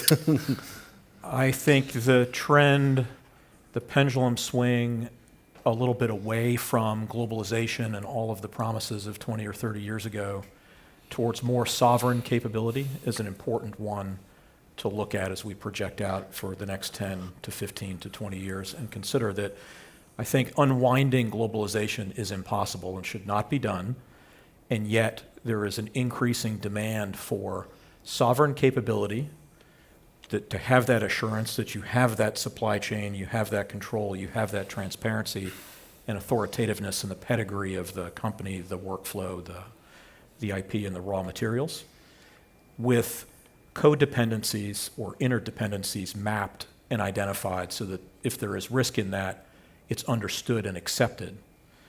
So I think companies have to be able to demonstrate a different level of transparency and think differently about the way they organize and operate on an international scale. Thank you. Good. Well, essentially, we've moved past a rules-based world order into a power-based world order, and I don't see that changing in the next 10 years. So then businesses, what that means for them concretely is they should take a very close look at their supply chain and see how the powerful might be interested in any of those parts. And that is both a risk, again, because as we said, that may be that a critical part may be cyber attacked, a critical part may be weaponized, but it's also an opportunity. And what I really want to stress here is businesses must not be viewed as passive actors in this geopolitical environment, they can actively shape it, but they need to engage with policymakers. They need to engage both here in Riga and in Brussels when it comes to European companies with the centers of power and provide that valuable information. There was this question, and I will close with that, how can policymakers actually know what they need? And businesses must play a very critical role with that. So I invite you all to send a letter to your local policymakers, send a letter to Brussels and say, here's what I think you need, here's how my business can help with the geopolitical goals that you have in mind. To rephrase that, communication is the key. Egita, please. 10 years, that's a good question, because when I think 10 years back, I would never predicted this. So I guess the first answer is I truly don't know, but I really want to be surprised positively, hopefully. I would also like to complement what previously was said, and especially about the partnerships, and coming also to the question that was asked. I think I really hope we will find a way how early stage businesses, innovative technologies can very quickly go through the testing environment and actually benefit all of us, let's say the wider society, because it's completely fair that they cannot be just implemented right now. But I think, and I think it was also mentioned in the opening speech, is the speed and urgency. And I think this is something that we need to figure out how we can actually execute with speed and urgency. Thank you. Thank you so much. Colleagues, we are out of time, and you have been patiently listening to 11 excellent speakers, and the coffee is outside. And two moderators as well. So coffee is outside, and I don't want to be infringing anymore on that, and we can continue the discussions with the coffee. A round of applause to a wonderful, wonderful panel.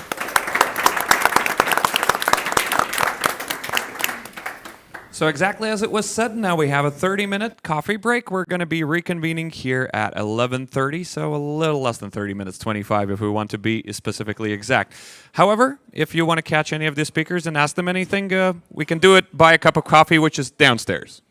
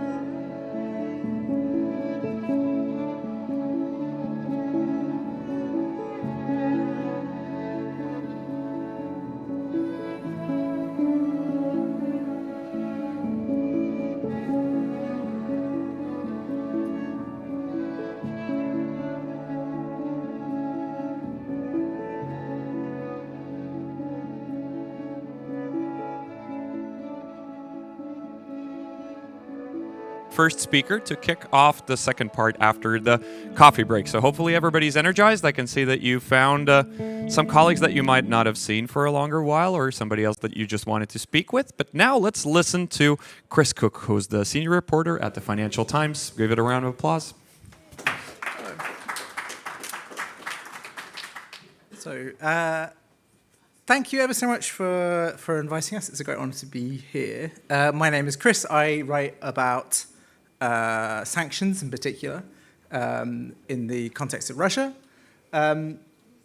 One of the things I thought would be useful to run through today quite briefly is a few simple things about sanctions and how to think about them in particular. And there are things I think it raises for business and things that business leaders should think about in the context of sanctions. The first really big thing I want to stress is that sanctions are not going to go away. There's not a universe in which sanctions and export controls are going to disappear.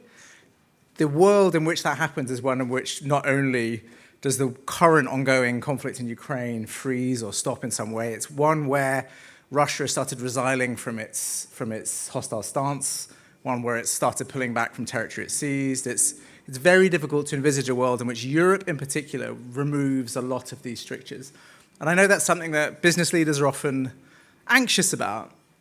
Sanctions are a policy that's popular with policymakers in part because they come without a direct fiscal cost. So they are a way of having a conflict with a foreign country in a way that doesn't come directly out of the exchequer. They can pass on lots of these costs to businesses, and that is also obviously why businesses dislike sanctions. It is a use of the private sector against another country. But it's also important to understand that a reason they're not going to go away is they have very big consequences and big effects. And it's very easy to be doomery about sanctions. And lots of the stories that people like me write lead business leaders in particular to think, well, these things don't work. Even if there is an unfreezing with Russia, even if there isn't a proper unfreezing with Russia, maybe we should be getting rid of these things because all we're doing is impoverishing ourselves. But sanctions really do work in lots of ways. I'm just going to quickly run you through some of these. A classic sort of sanctions story that you've probably read and know about is a story which goes, before the war, Russia only bought X amount of something. After the war, they bought a lot more. And this is purchases of machine tool cutting heads by Russia from China.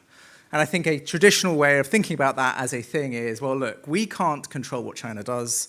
They are able to buy this stuff. They're buying lots of it. Sanctions aren't working. And similarly, if we look at the volumes they're buying too, this is the weight of machine tool cutting heads, very important, critical tool required for the war effort. Similarly, you see this big surge after the war, and it's very easy to continually come back and think, well, the sanctions aren't having an effect. They're still able to get what they want. Chinese suppliers are still supplying it. But I'd invite you to take my first graph and divide it by the second graph. This is the price per kilo of cutting tools. What sanctions are doing is two things here. They are forcing Russia to go to one supplier. They can't buy this stuff from anyone else anymore. That's one of the reasons why the Chinese sales are up. And they are paying through the nose. So the Chinese are absolutely ripping them off at every turn. So they've gone from under $10 a kilo before the war, around 10, probably an average around $8 a kilo, to at points over $40 a kilo. And these are homogeneous goods we can weigh by the kilo, basically. That's one of the reasons I've chosen this as a thing. So what we are seeing when we see lots of these surges in Russian spending is often not just that they're getting volumes, is that they are being ripped off by their suppliers because sanctions are forcing them into a narrow channel where they have few options. Similarly, Mike, you're going to be hearing from my colleague Max in a moment. We've written about complicated structures the Russians have built to evade sanctions. So in this particular case, it's about a Russian, we think, SVR officer who built a network that channeled microchips into Russia, which were critical for the war effort. They bought them in France. They were shipped via an Irish company. They moved to an apparently civilian Russian company and then were passed on to Russia's main electronic warfare supplier. And again, it's very easy to read these stories and think, well, these don't work. These sanctions policies aren't working. Export controls have holes in them. We can't do enough to hold back the tide. But actually, I'm going to invite you to learn a little bit about the man here who we introduced. This is the officer at the center of it. So he is a civil servant, right? He works for an intelligence agency. This is a picture of him from his holiday, taken by a professional photographer who he hired to come skiing with him. This is his wife on a holiday in Western Europe. You may be interested to know, Weiber.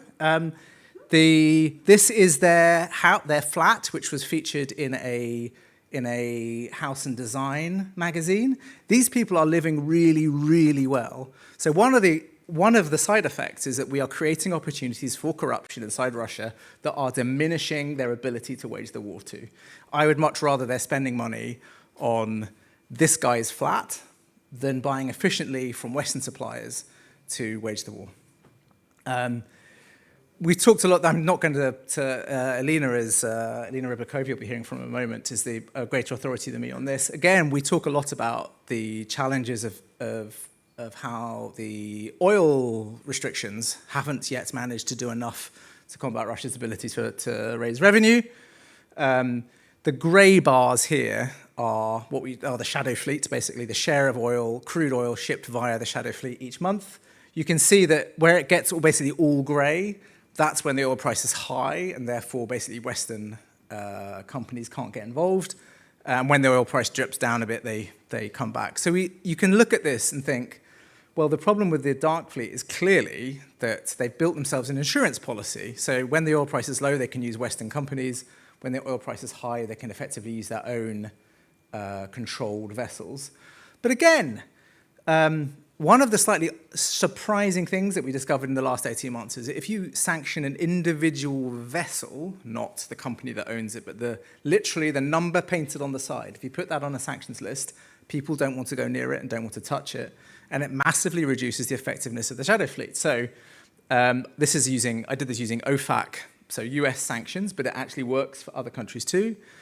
This is the average amount of oil shipped by shadow fleet vessels in the 6 months before sanctioning, and then this is what happens in the 6 months afterwards. And you can see that at the moment of sanctioning, the amount of oil that these vessels can move suddenly just drops. They become much less effective, and it's because Indian buyers, Chinese buyers suddenly think your name is on the name painted on the side of your ship is on this sanctions listing, and I know. There is no way I can pretend I didn't know that you were sanctioned. And the prices that the Russians are able to charge will drop. The cost of transporting will drop. Sanctions can be enormous. These ships are much less effective and much less lucrative for the Russian treasury. So again, you shouldn't be despairing about it. I think there's a question about what a Latvian company should think about this, right? So there are obvious things that all Latvians should think about, given your neighborhood, but there are some specific Latvia-specific issues. So the first one is obviously related to your border. Latvia and Lithuania in particular both crop up a lot when we look at sanctions evasion. So we're used to seeing logistics operations in Latvia and Lithuania being named in cross-border traffic. And quite often what the Russians will do is they will effectively put the name of the Latvian or Lithuanian company on the form, partly to disguise who the real supplier and real buyer is. So they are, in some senses, it's because there are people in Latvia and Lithuania who are willing to take that risk and willing to be that middleman and be that party. And the real, if you like, the real economic operator is somewhere else. The pictures at the graph at the right there is of luxury cars being imported basically through Latvia largely. This is a slightly older graph, it's come down since. And that picture at right is a German car still in Germany when the photograph is taken, and still in Germany when the advert is placed on a Russian website, which effectively, if you bought it in Russia, someone would drive it through Latvia and Belarus to come into Moscow. Like there are these cottage industries here, but I think it's important to stress this isn't just about a few fool guys here and there. This isn't just about little artisanal entrepreneurial sanctions busters. This is the people, you might probably quite used to seeing these graphs. The dark blue line is the flow of goods from Latvia to your near neighbor Kazakhstan, which is obviously a trade route that you would obviously honestly and earnestly want to pursue, so nearby, which obviously took off at the beginning of the war. So this is a story about people lying to Latvian customs officers about where things are going, and pretending they're going to Kazakhstan, going over the border, and then them going into Russia. The light blue line is the Kazakh declaration of imports from Latvia. So the gap between those two lines tells you basically about goods that have gone missing in transit. And these numbers are very big. I mean, this is, you can see as a share of these trade flows, the amount of missing trade is very big. And I think we have to think of this as these are serious professional operations that are running this stuff. There is good news. If we only look at goods that are regarded as basically war-related, there was a spike, there is a gap between the two lines that grows, but then actually it's quite closed up quite well. So customs officers have got much better at spotting things that are obviously not just going through. But to go back to that first graph, there is a structural problem here. There is a... Can I just ask, by the way, is it Latvian origin or is it... So it's declared as Latvian origin, but it might just be going through Latvia. So there is a problem there. So that's a sort of structural problem. What I would stress for if I were thinking about investing at the moment and plotting through business at the moment, one of the things I think you have to assume is that compliance is about to get a lot harder. So a consequence of all of the action that's been taken, including the successful action to squeeze the flow of war-related goods, has been that Russia has got much more sophisticated at creating counter sanctions measures. So we've written recently about payment structures that the Russians have built. So this is a graph showing you the volumes of money being moved through a crypto operation based in Kyrgyzstan. This is only a small portion of it that we can see that's run through crypto. But we're talking about billions of dollars a month of alternative payment structures that they're building. And this is really, really important. This feels like it might be quite distant, but it's really important for businesses to think about for two big reasons. Because what they're doing is they're building an alternative payment structure that means that it will be easier for them to move money into third-party jurisdictions. And that has two really big consequences. The first is it leads to an effective rise in Russian spending power. So they've got an option now of buying in Singapore or Malaysia or whatever, when they only could go to China before. Then all of a sudden they have more options and more capacity. They have more suppliers they can go to. They have more choice. They have better buying power. The second thing is, for companies, this is going to become more of a nightmare. So what would have been reasonable for us to ask a company to do to check that the end buyer wasn't Russian may have been, we want to check that you've got like an end user certificate for this good. We want to check that one or two steps down the chain isn't a Russian guy. We now have to go further, right? You now have to assume that making sanctions work is going to require going 3, 4, 5, 6 steps. It might, previously we talked a lot about goods going through Kazakhstan, through Turkey, through these other jurisdictions. The number of at-risk jurisdictions is going to grow, and the ability of businesses to say, well, this guy is in Germany, like why, how is this, why should I be worried, is going to diminish. You have to assume that their ability to circumvent and disguise their presence is going to get better. So I think if I were in your shoes at this point, I'd be thinking a lot more about my investment in compliance. And actually, if I were thinking of investing, compliance as a service is a thing that the universe needs to think about, and Latvia in particular needs to think about, because at the end of the day, someone needs to get things over the border. And that's always going to mean more Latvians than British people. Anyway. I think we should keep an eye on these graphs. This is the same one as before. This is how we're going to be able to spot this stuff going on. It's going to be where unexplained goods going missing, unexplained things not turning up where they think they're going to be. So I think you should expect to see more of these things, and we should care a lot about them. The test of the sanctions regime and the export control regime is going to be not necessarily things turning up that we see. It's going to be things going missing in graphs like this. Anyway, thank you very much.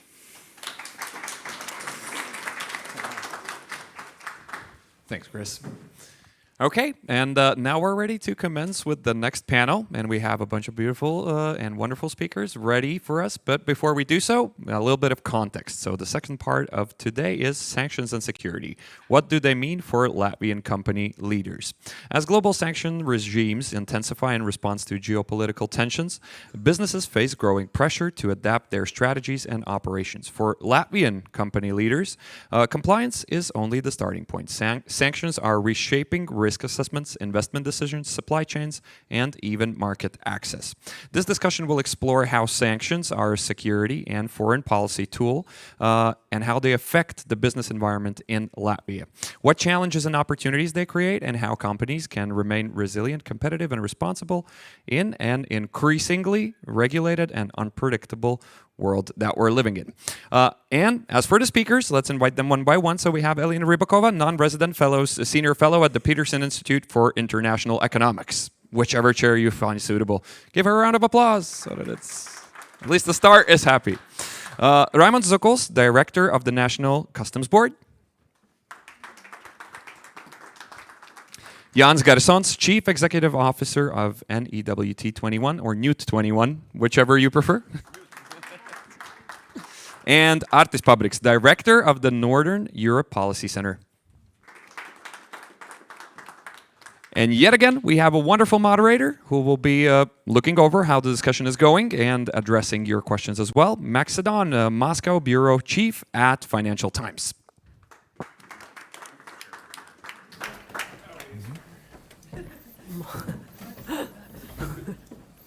Thank you so much. Thanks for being here. Thanks to Chris as well for situating what I think is going to be a fascinating discussion here, where we have a panel who can really look at this issue from all sides, from the perspective of government, business, and then the real broader picture. And I think it's very interesting to be looking at the sanctions issue in the Latvian and Baltic context, because when we speak about the idea of a frontline state, we're usually thinking about a military threat over the border from Russia, but this is a war in Ukraine that isn't only against Ukraine in the way that the Russians have cast it, and it's not only happening on the battlefield in Ukraine. I think we saw very much from Chris's presentation that Latvia is a frontline state in the sense that it has a border with Russia that has been vulnerable as part of the sanctions evasion routes. It is the Latvian coastline, among others, that the Russian sanctions fleet is sometimes sailing past. So it's a very relevant topic, I think, to Latvian economics and security. Almost 4 years into this horrible war. So Elena, I'd like to start with you. You were part of a brilliant team at the Kyiv School of Economics Institute who recently published some really groundbreaking, I think, reports into the Russian military-industrial complex, and you've testified in Congress in the United States about how much Western companies are still helping fuel the Russian war machine with all these components. Why are we even having this conversation? It's almost 4 years into the war. Everyone knows that this is an enormous problem, and it seems like Western governments and Western companies are still really an essential part of the Russian war machine that is directed against the Western world. Why is this still a problem? Well, I will be very frank here, right? Because it is not an existentialist threat to a company somewhere in the middle of the United States. It is an existentialist threat for many of us here in Latvia. And I've been saying that for the last 3-4 years, and people said, oh, you're exaggerating. Well, we have closures of airports even in Munich. I mean, we're clearly no longer exaggerating. And also, as Chris wonderfully pointed out before, sanctions work. You know, just let's say one thing. If sanctions didn't work, like Russian propaganda has been pushing forward for the last 3-4 years, why is it that the first thing that they ask from the Americans to remove sanctions? So we have Dmitriev immediately running up to Dubai and then to Washington and meeting up with friends, you know, and this is the only thing that they're asking for. And they have prepared wonderful, like it's been leaked, you know, it's a very thick document where Ministry of Economy with others have put together, and they've put, oh, this is the executive order, this is that, this is Congress, this is what this is the effect on our industry, this is the effect on, I mean, they've invested a lot of time. Sanctions do work, right? So this is their first ask that they have. Can you lift sanctions? So that's one, sanctions work. The second one, it is an existentialist threat. And as again, you, Max, and Chris have written a lot about, there is data. God bless Russian corruption, there is data. You know, you should, you know, there is, you know, yes, there is GDP numbers, and they're probably manipulated. They said, well, don't be silly, right? Don't look at the headline numbers saying, oh, this is the correct number, right? Or don't say that, look, this is the wrong number, I'm not going to look at any Russian data. Now, as you work in business, none of these approaches work, right? Dig deeper. And the data is available, and we do know that they're producing weapons of the quantity and the type that is no longer needed in Ukraine. So they're investing in weapons that are for example, maritime warfare. The Black Sea war is, you know, is for now over because Ukrainians have been very effective, right? Well, where they might be using that, right? So that's why we need to think about sanctions. And I'm a macroeconomist. Unfortunately, I've moved much more into defense just because we don't have a choice anymore. It's not that we can live in some parallel reality where this is not happening. It is happening, and the better we're prepared as companies and as government officials, as policy think tanks, the better we will be able to ensure prosperity of our countries, because that's in the end of the day what all of us want. And the reason, just now, very quickly on why it's still happening for European or for American companies, well, because it makes business sense. I'm sorry. I mean, for them, you know, if they don't have enforcement, they don't want to invest. And if I'm never going to be caught as a company, and all my my competitors or other companies are still pursuing business with Russia just via 4 or 5 different parties, I'm missing out. You know, they're sending all these components to Russia. They're sending the critical machinery to Russia. I'm not. I'm losing money. And if my fine for non-compliance with export controls is couple of $100,000 for a company like Intel, it's nothing. You know, so I just put it somewhere as provisions. I multiply it with the probability of being caught, which is also not very high, and I sit there pretty. And then I also have some legal advisors who will tell me, well, actually, the guidelines from the BIS, which is the Institution for Export Controls, are just guidelines. They're not legally binding. Well, then I'm doing even better. And what we do see from the data is that for anything marginally sophisticated, Russia needs external shipments. So if you look, for example, at how they're sort of shipping between their military plants domestically, there are a lot of raw materials, obviously, they have, and you see a lot of those shipments. The moment you see something marginally more sophisticated, it tends to come from the border ports, the border stations, you know, border ports, or border sort of transportation hubs, oftentimes from China. When it comes from China, again, as colleagues here pointed out, doesn't mean it's made in China. A lot of it is actually transshipment, or maybe it's made in China on license or joint venture enterprise or products like that. So what can we do going forward from both sides? Government and corporate sector have to work together. You know, we're not going to solve it, either one of us, right? So on the government side, I think it's critical to be clear, to harmonize among countries as much as possible. Because if it's clear, it's easier to comply with, right? And from the corporate side is the corporate responsibility. We talked for many years about ESG and other things. It is all very important, but at the moment, we're having a critical issue of having a war, you know, so it's not just about making money. Nobody's going to be making money if we have this, you know, more and more disturbance coming from Russia. So I'll stop here and we can discuss it more. Well, and I'd like to go to Artis, please. You've had experience at dealing with this issue back when you were in government. We are on the verge of passing the 19th sanctions package in the EU. That would imply that European governments are still aware of this issue, yet we're still having this conversation and still talking about various exemptions that keep holding up sanctions, whether it's, right now it's Raiffeisen Bank, as we've reported, or Hungarian energy purchases. Why does Europe seem to not always have the political will to really tackle this problem once and for all? Thank you for the question. Well, first, just for audience, I'm here having two hats. I represent my think tank, Northern Europe Policy Center, but I'm also CEO of Latvian military and drone industry. So I have one leg also in the business. But answering your question, look, money makes world go around. It's number one. And if we look to sanctions, we can say that they work.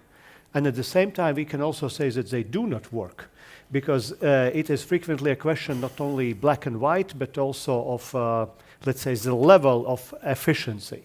And if you look politically towards views among different world countries towards Russian aggression against Ukraine, we can see that the Western narrative is, first of all, not shared by everybody.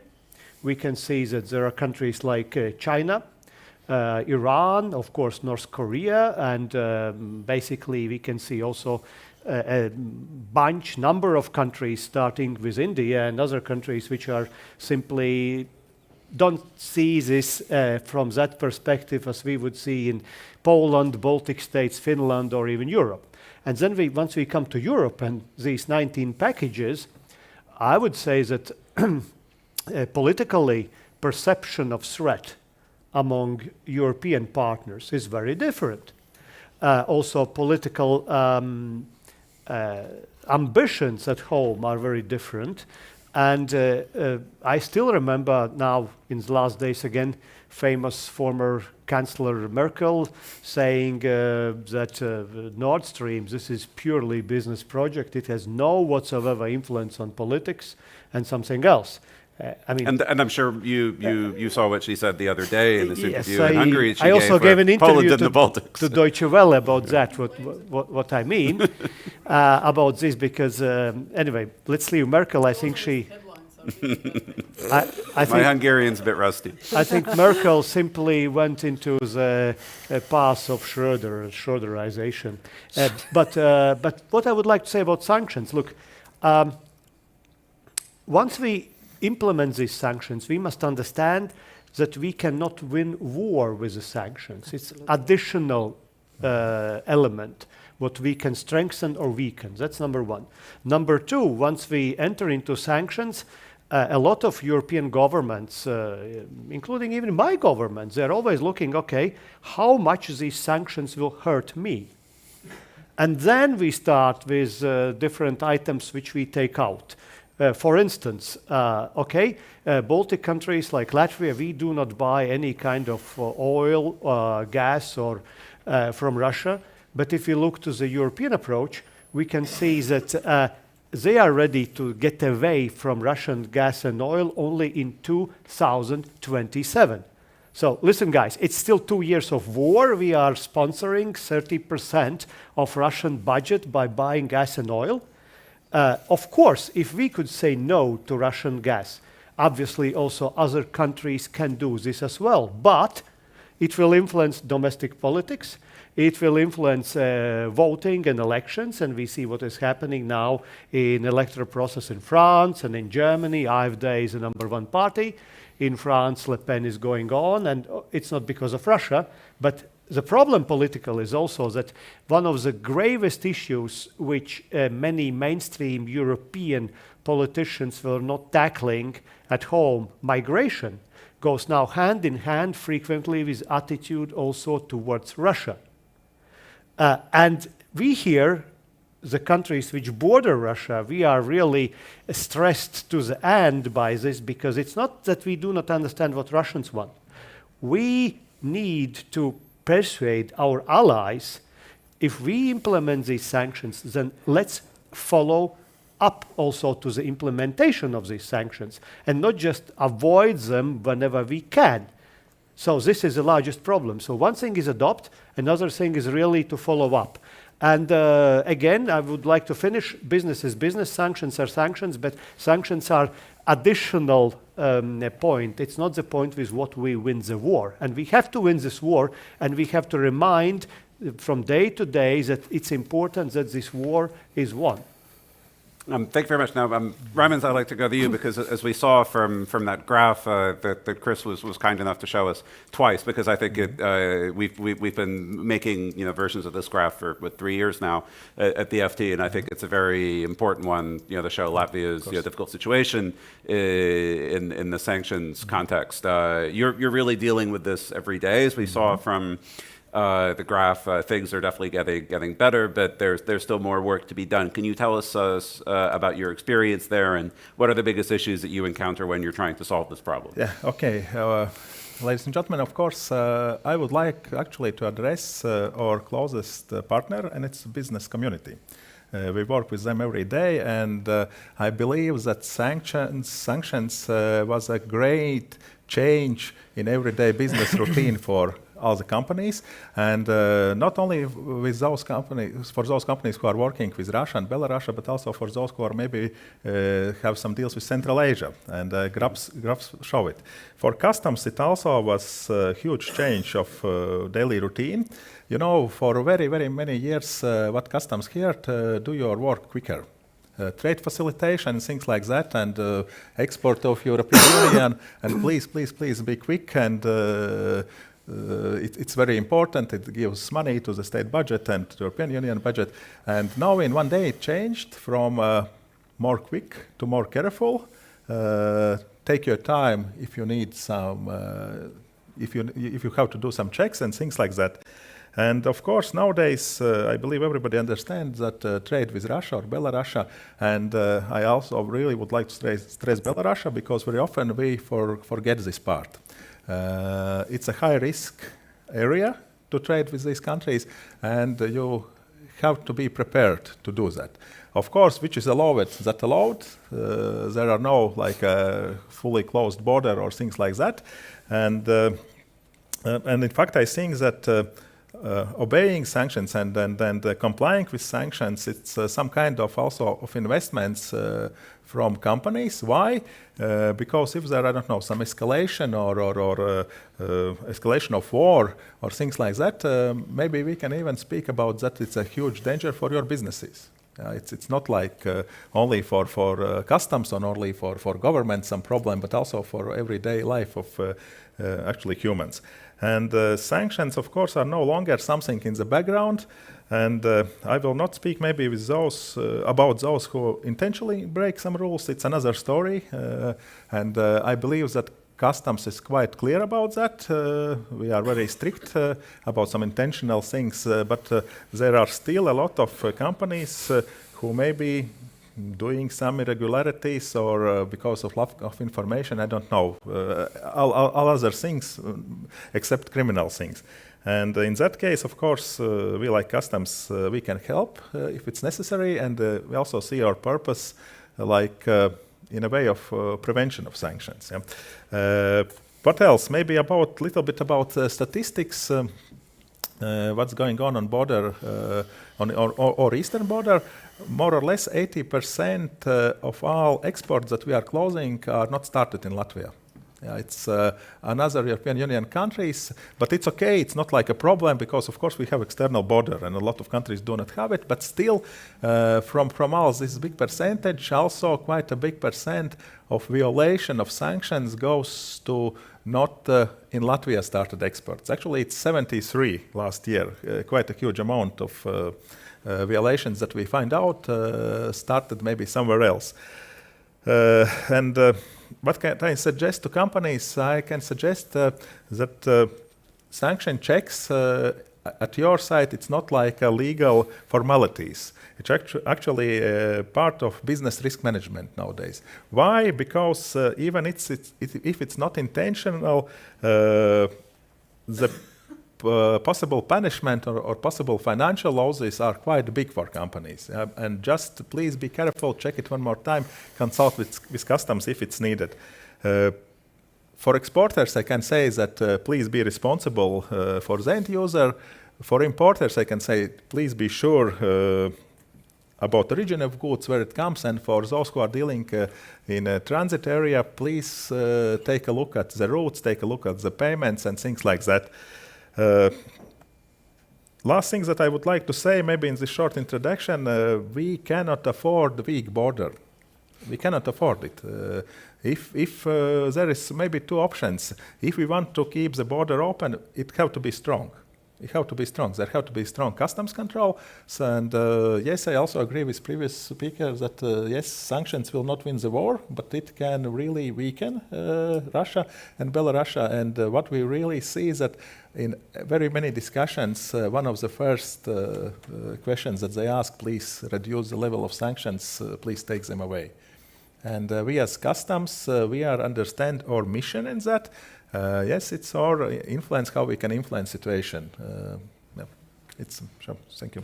Thanks so much. And Jens, I'd like to turn to you. You've also been on both sides of the aisle, but I think you can give us a really interesting business perspective here, because businesses such as the ones that you're involved in are really in a tricky position here, because you are part of many of these same supply chains that we see that you are in effect sometimes competing with Russia for the same components, and yet you are dealing in this sort of environment where you might be forgiven for feeling that you're almost being punished for taking all the steps to do the right thing, while the Russians are doing all the wrong things and creating these smuggling networks and getting away with it, essentially. So what does it look like from your perspective? Yes, it looks a little bit different, of course, and I wouldn't say I compete with Russia, but I think we're competing with the European producers and of components compete with the producers of outside world, and I think that is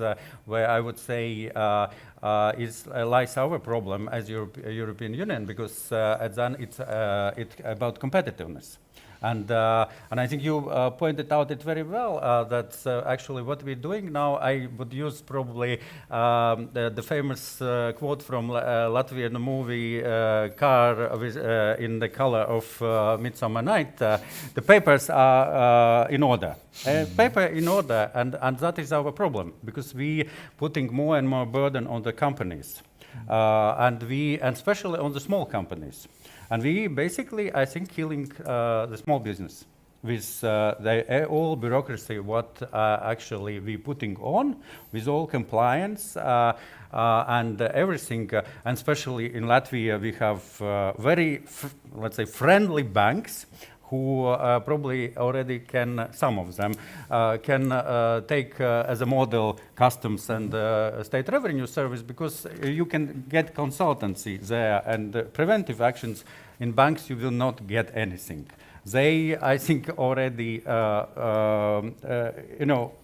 far away in compliance, and they don't think about business at all. But that is a problem. You as a small and drone producer, you have enormous network of the partners, because you have to get a lot of components, and then you can choose between producer and European Union, who will ask you list of compliances and fulfill papers, and then you can get a producer, for example, in Korea, who will serve you immediately, and who will offer you price as half of that. And then you can, and then I ask, are we as European Union intend to compete in the market, or we simply want to do something, and but Soviet Union did it, and where we ended with that. I think that's the compliance, basically, and that is the strange thing. In Latvia, we know, rumors are everywhere, and we know the rumors who is actually supplying whom, and who actually exporting to Russia. And that's, as you rightly said, those are big companies who are using. And everybody knows. And then my question, sorry for a very probably straight talk, but you are putting enormous burden on small companies who never heard about Russia. Probably how many companies nowadays export to Russia? Not many. And then this segment is, I think, can be controlled very easily. We have AI nowadays, everything we can use probably to exert those who are exporting.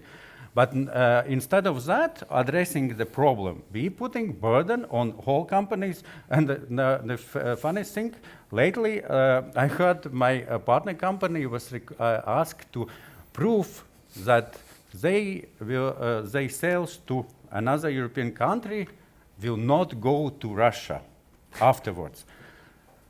Really? That's why I selling to European Union have to prove something. No, that company, if it will sell something to outside European, that it has to prove. But what I try to say, that the burden what is put on the companies, special small, it's too heavy, and it's not yielding any results. And unreasonable. And that, I think, is the problem of, again, putting more on companies, more regimes.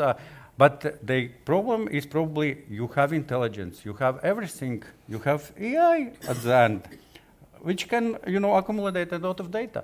And you can address those companies, and probably the question is whether you want to address those companies who really export them. So what would be the first thing that you'd want to see changed to make this more competitive? I think that is a target that should become more targeted, because that specific segment, what is who export or who supplies. If Ukrainians show us drone, everybody's seen the components in that. Any questions? Just you have to figure out, using intelligence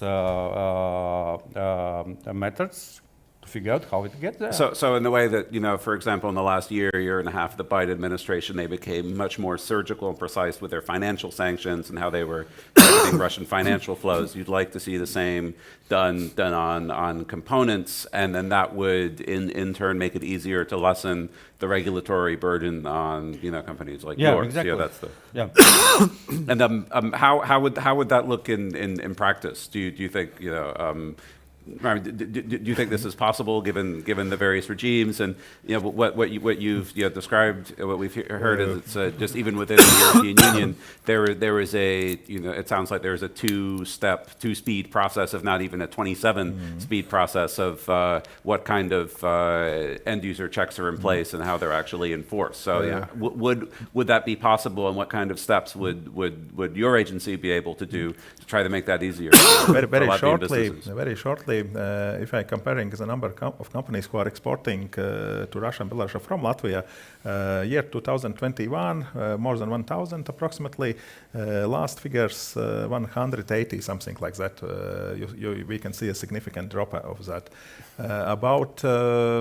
Yes, you are right. The drones that were shot down, last drone in Ukraine, full of Western parts and so, but it's a very complicated question, because, of course, I really believe it's not going via our border or things like that. But, of course, the border is big, and there are a lot of countries via whom you can export from European Union. And if you are a huge company, it's quite okay that you have, 3,000 recipients of your goods, or even maybe more. And maybe from all these thousands, a couple of them are connected with somebody who are selling over to next one, and to next one. What we found out on the border, very rarely there are direct shipments. Direct shipments, I don't know, of some components. I really do not saw the microschemes that is loaded into the truck and sent over the border. But most probably, yes, there are other countries, Turkey, India, Emirates, and so on. Via these countries, there are also not the one company who are bad company in this country and exporting to Russia. There can be a network, one company selling to another one, and all these sales are legal until somebody brings these goods to Russia. That's the problem, and I can say that it's not easy. I agree, intelligence have to work. maybe with some other methods that we don't have on administrative level, maybe with some criminal cases and things like that, but it's another story. Elena, do you want to jump in here? I know you've looked at this issue really across, the whole supply chain, starting all the way in, say, Austin, Texas, with Texas Instruments, and ending with the drones that we find on the battlefield in Ukraine. Do you think the kind of steps that we've heard about here that would make it harder for Russia and easier on companies who are doing the right thing? Do you think that that's something that can be easily done in this environment? So very quickly with statistics, over 70% of components comes from the US, and about 90% transactions somehow touched China. Maybe the company registered in Hong Kong or shipped. You've also done wonderful. I think you did go and knock somewhere in Turkey. I forgot where you did go and knock on it the... wasn't me, but we did. Yes, on the door. So this is the statistics. So what is the power of Latvia? The power of Latvia is to punch above its waist in a sense of policy making. So we have fantastic Ministry of Foreign Affairs. We have, our representatives in various European institutions, and we need to use that effectively because we're trying to squeeze out here the remaining 10% of non-compliance, but the problem is really elsewhere. The US unfortunately is busy with other things, and we see at the BIS, at the Department of Commerce, which is responsible for export controls, they've pretty much slacked the activity on all export controls. They're doing something a little bit on cartels, they're doing something Venezuela, they're doing maybe on China, but actually on China they're not really effectively doing. They're talking a lot, but actually not doing. They already were understaffed to begin with, and now these people are not, those even who are staffed, they're not really doing, they're not getting instruction from the political level to do anything, and some of them are also leaving. And now of course we have the shutdown, right? So the US has removed itself from the leadership in this area, which then puts it on us. Also, in Congress, if before congressional committees were calling these companies and, it was like, televised and they were putting pressure and saying, look, what is your compliance? When did you do the last time? For example, big company, clear question. Have you done due diligence of your distribution networks? No, we haven't. We can commit to do it next year. So for a company like, huge electronics company, they basically are forced to say that, oh, well, next year maybe. And then they tell stories about the washing machines and about toothbrushes that you can use for ballistic missile. I mean, imagine what it will do in your mouth if you use one of those rogue toothbrushes. Clearly, it is BS, right? So unfortunately, it leaves us in European Union and Latvia to push through our business organizations and also through our policy organizations to have a more unified approach at the European Union level and potentially think very seriously about secondary sanctions. I know we in Europe don't like them because Americans can use it on us, but as Raimus, I think, was saying, follow the money in the end of the day. So we might actually have to go this way and think about secondary sanctions. And in terms of the sanctions and Russia, sometimes good fences make for good neighbors, and the fact that, and the fact that we, as an economist, the fact that I buy insurance against the flood, I'm not going to cause the flood. Maybe foreign policy people will say something else, but it's healthy to buy insurance and stick with it. Yeah, Artis, I'd like to bring you back in here because it's almost like if I were Latvian, that's almost like, quite a bleak picture that you've painted, where America is abdicating the leading position, and China is too big and too powerful for a small country like Latvia to meaningfully impact. Do you agree with that kind of? With that outlook, or do you think that there are ways where in a country like Latvia, with the government, where the businesses, they can still do more to have the outsized impact that we often see the Baltic states having on policy on Russia?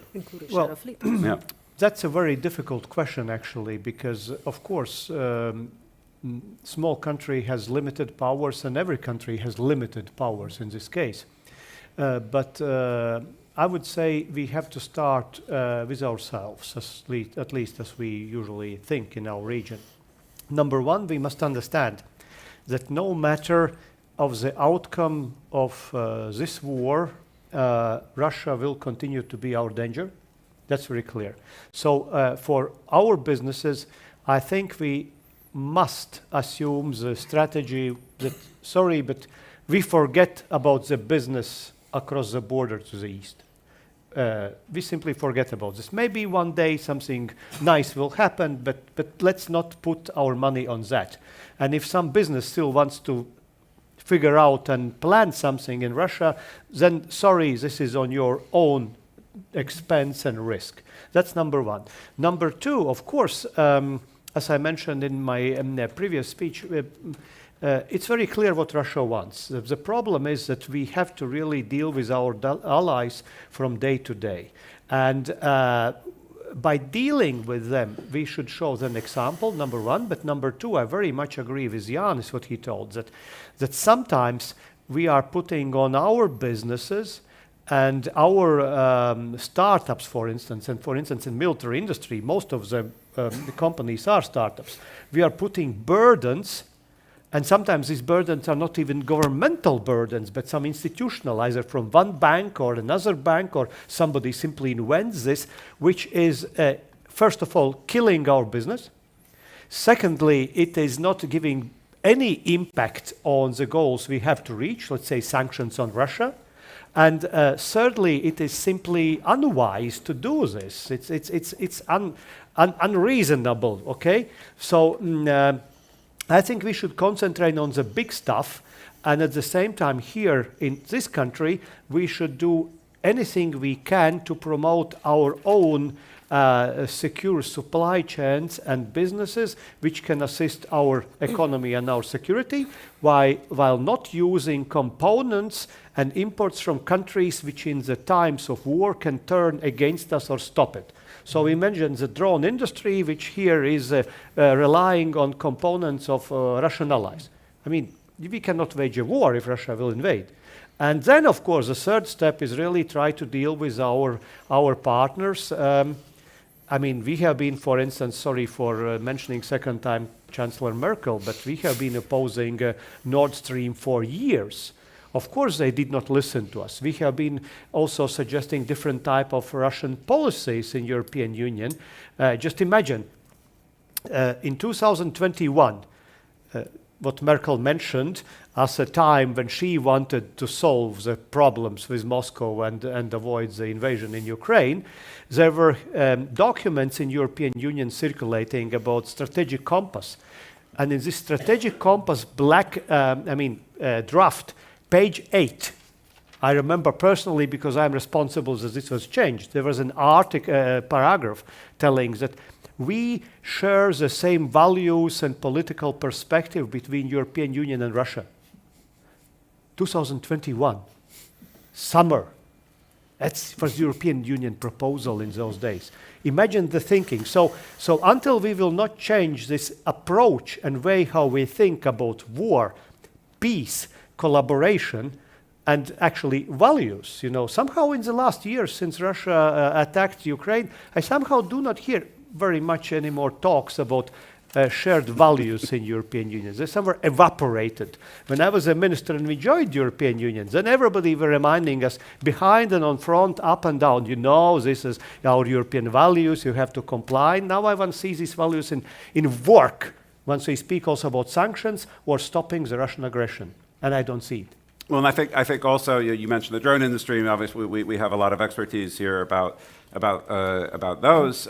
Something that you really see, from my perspective, covering the war, is just how far the Russians have progressed in less than 4 years, and you see this on the battlefield, and you also see this in the world of supply chains. And I will let you in on a little trade secret we have at the Financial Times. Some of these people that we write about running these smuggling networks, like Maxim, their tradecraft is not very good, which is a large part of why we were able to find them. Those pictures are from his wife's Instagram, which is still public, in the public domain. It was not difficult to find. And when you see, other people working on, the same teams who are better at their jobs, you not only see that they have better OPSEC, but the more things that we find, the better that they get, and the harder it is for us or for researchers like Alina to get the data. And I'd be, curious.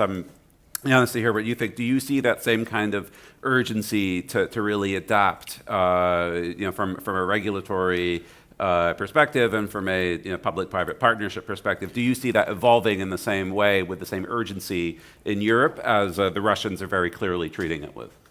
No, I don't see. they, for me, would the first signal would be that European navies would start operating in my case, naval drones.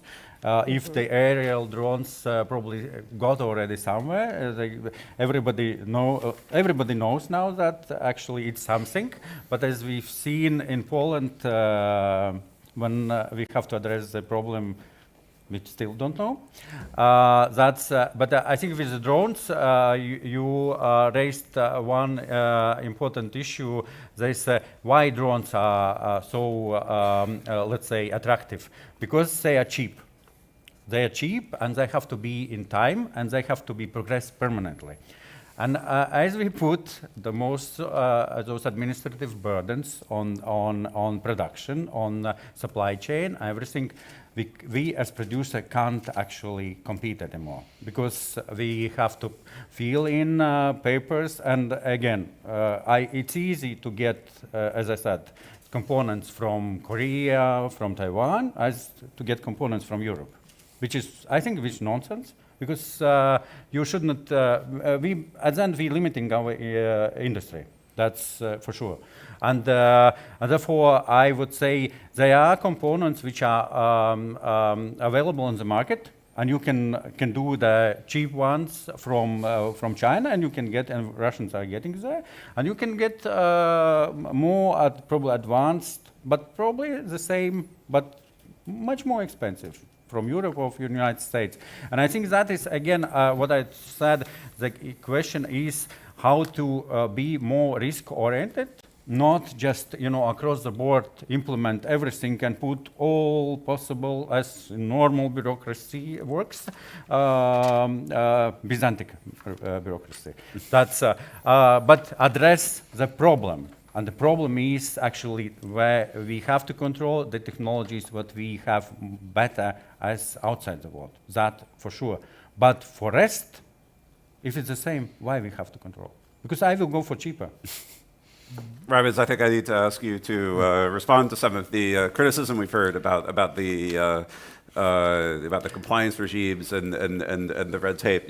Do you think that there's as you said earlier, the businesses should be more proactive in sorting these issues out, or do you think that there's more that the government and your agency in particular could be doing? I didn't hear that there's a problem with customs. No, I didn't criticize that. It's okay. But yeah, of course, from point of view of customs, we really switch. If you are dealing with Russia and Belarus, it means more controls and more strict approach from our side. But don't forget, for example, Central Asia. Yes, there are also violation and circumvention of sanctions if you are going to those countries, but still there is a lot of legitimate business with these countries. And from our point of view, it's not easy. It's not easy how to divide, how to compare, but I believe that we are also learning. I actually want to put out one more thing. We spoke about battlefield goods and what we can do, for example, to make the situation better. One good example, at the beginning of the war, battlefield goods can be brought via transit, via Russia. It was crazy. And we suggested, and thanks our Ministry of Foreign Affairs and then other specialists, at the end of the day, it came, I'm not sure, maybe with sanction package number 10, that all battlefield goods are not allowed to bring in transit via Russia. Another example, at the beginning, there were different sanctions for Russia and Belarus. Sorry, but I see those countries like one partner. And what does it mean? That there was everything that went to Belarus ended up in Russia if they wanted that. Yeah. But thanks God, again, this is solved now. Yes, maybe all government institutions we want them to be more quicker and so, but also we have this legal pressure that we cannot just, I think that it is and I will act. I need some legal background to that, and I need regulations, I need new packages and things like that. For customs, of course, it's more easier if it's said more clearly in regulations. We will do it. As I said, we see it like our mission, and still, of course, there is way to improve some things. Europe is not like very, very on one page, every country, we also know that, but still I see a lot of progresses and how things are done. And as I said, customs is not a problem for drone industry. No. So we've got about 10, 15 minutes left. I'd like to turn the floor over to questions. Do we have any questions? Yes, gentleman over here. There's a microphone. Please introduce yourself. Hi, my name is Avi Sahar. I'm the CEO of a Tel Aviv-based Austin startup. I have a quick question. Your statements were very insightful about how to block Russian supply chains. Are you aware of a reciprocal effort from Russia's side to block European supply chains? And I'm referring to, again, I deal with Austin. The other week, there was a similar conference in Genoa, Italy, where the majority of dock workers' union met and coordinated an organized response against the Rearm EU program. This is something that is happening now. It's beyond politics. Is this something that you see affecting EU policy, or do you see this is something that EU politicians will be willing to oppose, even though technically it's not attacking Russia, it's attacking organizations from within? Anyone want to? Yeah. Well, I might try. Look, we as a small country, just like Israel, we are used to thinking in asymmetric way. Russia does the same. And they have very, very deep roots in Western societies, NGOs, media, parties, politicians, banks, everywhere. I was trying to be diplomatic. No, it's very... Yes, and that would mean, don't make a mistake. Look, I mean, we are living, I would even not call it anymore a hybrid war. We can discuss with Yanis or somebody else how we define it. But it's definitely not peace. It's kind of not traditional war. We are not used to. And they will use this asymmetric approach under very briefly, shortly under the Article 5 and 4, and they will disrupt. And what is their goal? I mean, if you are looking from asymmetric perspective, if you cannot win, you make your opponent weaker. How do you make your opponent weaker? You fragmentate it, you polarize it, you get, people in decision-making positions or in media or in influenced groups, the ones who are supporting your cause. This is what we see all over Europe. And I don't want to take here, to another direction, but sorry, I mean, looking also to the Middle East and how Greta Thunberg is working. I didn't see her in Kiev. So I think this is very dangerous stuff which is going on regarding, for instance, sanctions and shadow fleet. I mean, the ship which Finns finally took was released last week, and according to courts, they will even pay some kind of fine to this crew. Isn't that a madness, actually? We know that they committed a crime. They know that they are under the influence of Russian special, let's say, operations, and we let them do it, we let them leave it, just because we say that we are run by the justice or law structures and system, which was maybe created 40 years ago, when nobody could imagine what is hybrid war, when everybody were living according to the idea of Fukuyama, that the war is won. It's craziness, We are shooting in both our legs, and I was last week in Germany. Drones are flying over the airport. What is the German reaction? They ask, are you ready for this? So they look, yes, we can call policeman. Policeman will come with his handgun, look at it, and make a report. So this is a readiness in the 4th year of war. So, and I would give this a message also to the Latvian security, also internal security. If you would have a drone over Riga airport, and if you will not be capable to take it out, your head should flow. That should be now the situation. I think be very it's fair to careful. say on this topic, sometimes you get the impression, if you think about why Russia might, be stepping up, sending these drones and other disruptions. And Dmitry Medvedev, former president of Russia, he said something I think that does accurately reflect a lot of their thinking the other day, which is, how long have the Ukrainian drones been disrupting Russian air travel? This is our way of bringing the war home to you, but it doesn't seem like it is. I could say living in Germany a lot of the time, And Alina, you want to jump on? Can I just jump in very quickly? I mean, I think it's very useful to go and look at the active measures that the Soviet Union was doing and just revise all those notebooks, because they're much deeper and more sophisticated. For example, we do a bit much less work on this topic, but for example, you can have a Ukrainian nationalistic think tank or sort of organization, which in the end will be sponsored by Russia. So talking about polarization, I think one has to be also very careful. When you hear somebody really going extreme one way or the other,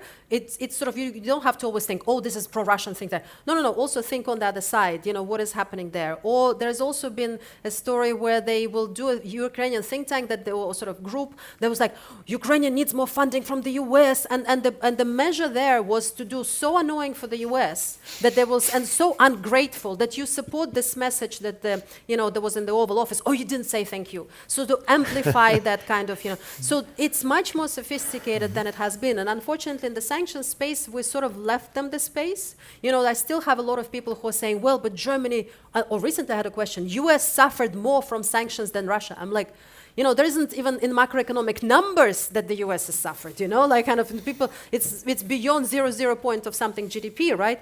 But the message is still very prevalent. So I think that is very tricky. But then on the other hand, we do have a plus if you work much more closely with Ukrainians, because, they do intercept the drones. They don't bring up F-35s and F-16s to shoot a drone, right? So they've been unfortunate. And Russia is sending 600, per day sometimes, which was like what we used to be per month, just in autumn, right? Previous autumn, right? So they've learned a lot of these things. The production cycle, and I'm stepping out a little bit out of macro, but there's just a few months and you can do sort of checks and innovation. So for us to be able to be that hub, an intellectual innovation hub that we can use for civilian and for the military production, there are many issues why, for example, in Ukraine, there may be some issues, I'm not going to discuss it here, but the limitations on exports, or maybe some issues why companies register or do not register in Ukraine. We can do that here in cooperation with them, learn, but at the same time also give them a platform to be able to apply for safe funding in European Union, and also to keep on pressing for more integration, because at the moment it seems that they know what to do. Russians and Chinese and North Koreans are also not being stupid. They're showing up in the battlefield. Why? Partially because Russia doesn't have enough. But actually, that's another mystery, or sort of misconception. Russia has a lot of people. Yeah, I mean, they have, but nobody talks about the fact that if you look at their generational violin, they actually don't have enough people in the military age males. They have an employment of 2%. Why? Because they don't have enough people. But we don't really talk about it much in the press. So there is much more that we can do. Yes, I think we do it with Ukrainians, actually. They bring us back lessons learned and we implement them because they're using our drones. But actually, you took words of my mouth about Soviet playbook. We see this, and that's actually, we saw it during the Cold War, and it was normal. But I think the problem now, we introduce the term hybrid warfare, and it's always finds excuse not to do anything, because it's not hybrid. It's basically war. It's first stage of normal war, because once they fail in the first stage, there will be normal war.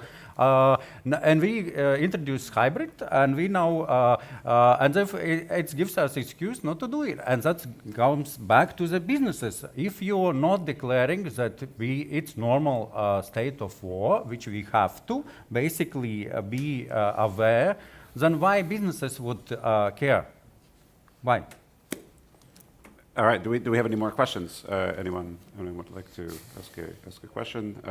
We don't have one, so I'm going to go to back to Raimans, who raised, I think, an interesting issue I'd like to hear more about, which is the issue of Belarus. As we saw on the chart, that was a big problem. As you said, it took 2 years to merge the Russia and Belarus sanctions regimes. But right now, we appear to be seeing attempts by the U.S. to break them apart again. We've already seen some relaxations of measures against Belarus, specifically on aviation, after some of these prisoner releases. How worried are you that Belarus could sort of come back as an independent actor in this space, and what kind of problems would that if we stop treating Belarus as the same as Russia? I maybe will jump to the problems. If they let's say if we take away, from example, sanction regime from Belarus, it's the same that we take a sanction regime away from Russia. That's it.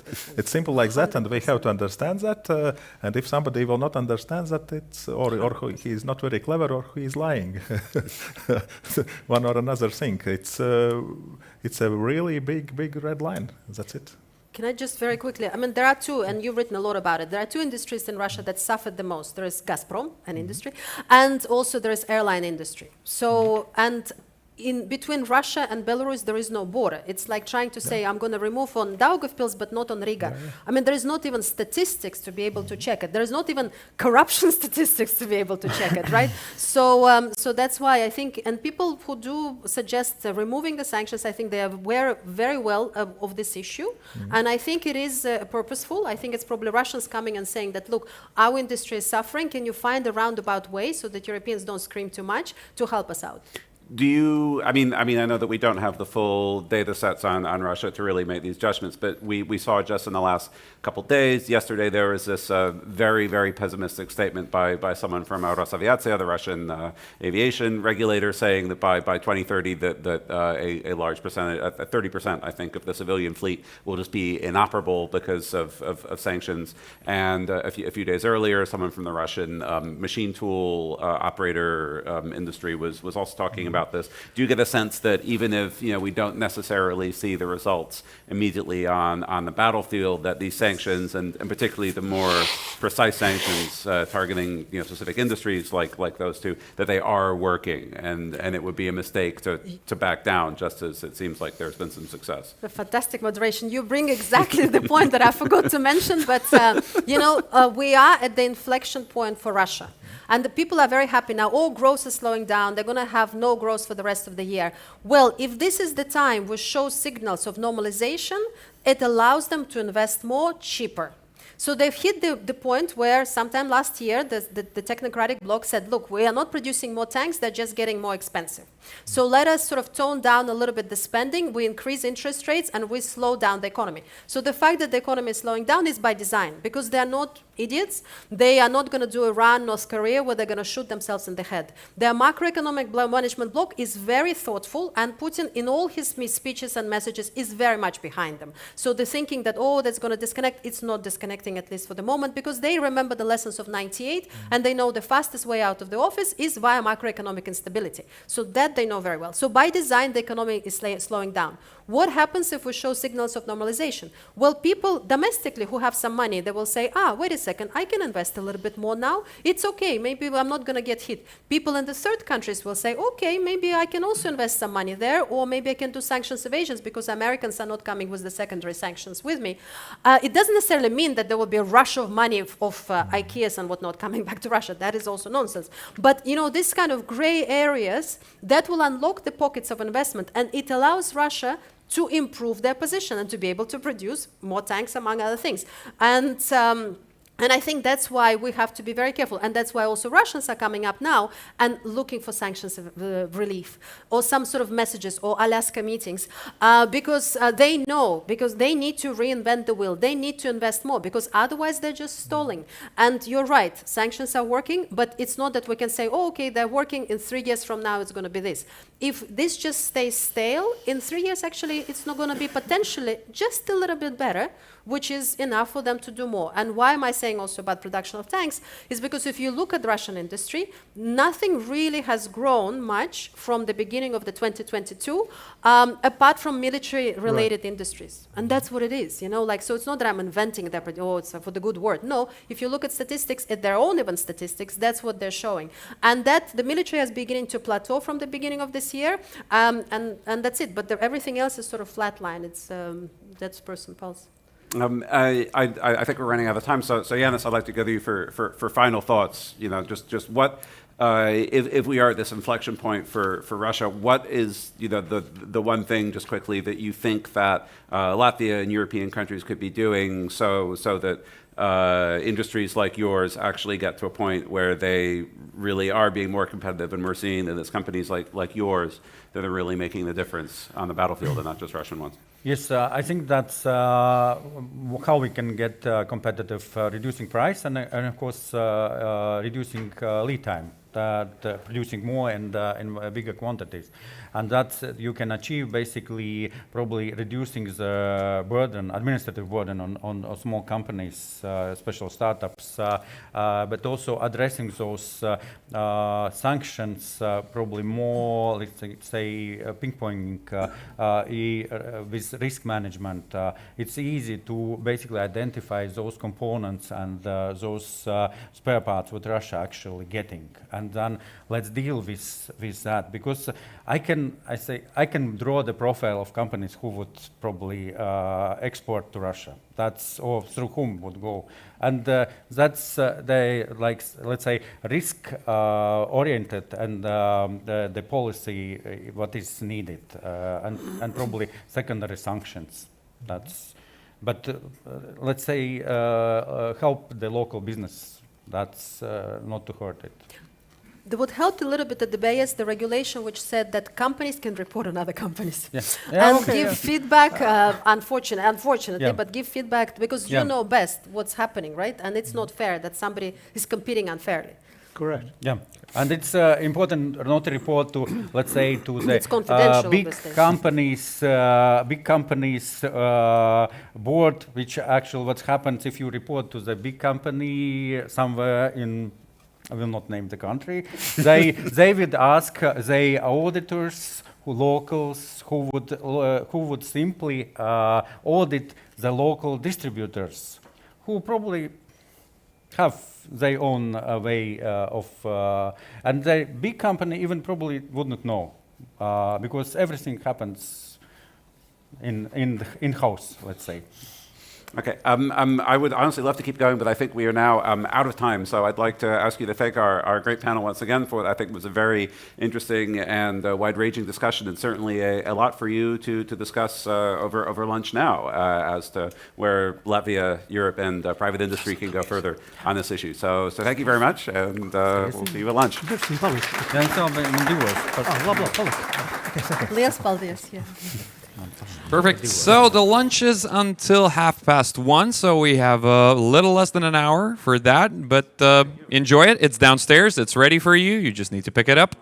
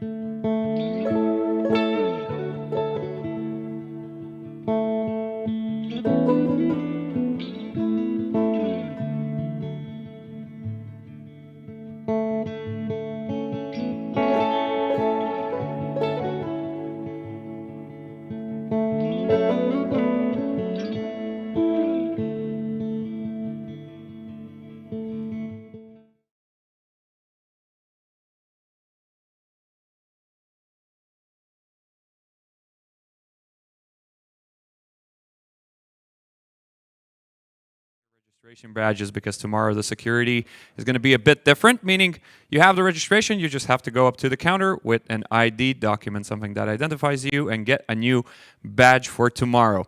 As for everybody who's watching online, hello. Hopefully you're enjoying this as much as we are here. You didn't get lunch, but it's okay. Probably you got something at home. And we are ready to commence with part number 3 with our third panel discussion for today. And it will be pertaining to skills sustainability and new strategic partnerships in a turbulent world. Yet again, a couple of words of introduction. Approximately what we're going to be talking about during the discussion, and then introducing the speakers for today. So geopolitical uncertainty, rapid technological shifts, and new economic realities demand fresh approaches to resilience and growth. The discussion will focus on how skills, development, sustainability, and strategic partnerships can strengthen competitiveness while ensuring long-term stability as well. Perspectives from finance, European economic policy, defense, and science will be highlighting the importance of cross-sector collaboration, education, and research in shaping Latvia's as well as Europe's ability to adapt and thrive in turbulent times. And now you will prepare your hands to clap because we will be introducing the speakers that will be participating. We will kick it off with the State Secretary of the Ministry of Defense to the Republic of Latvia, Aivars Puriņš.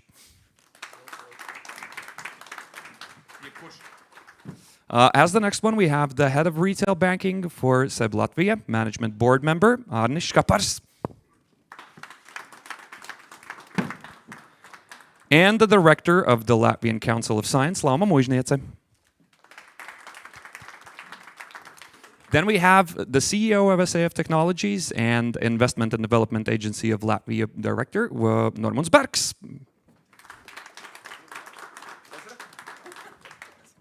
And then we have the moderator as well. And moderating this discussion, we will have the Vice Rector for Research at the University of Latvia, Associate Professor Gunārs Klitenbergs.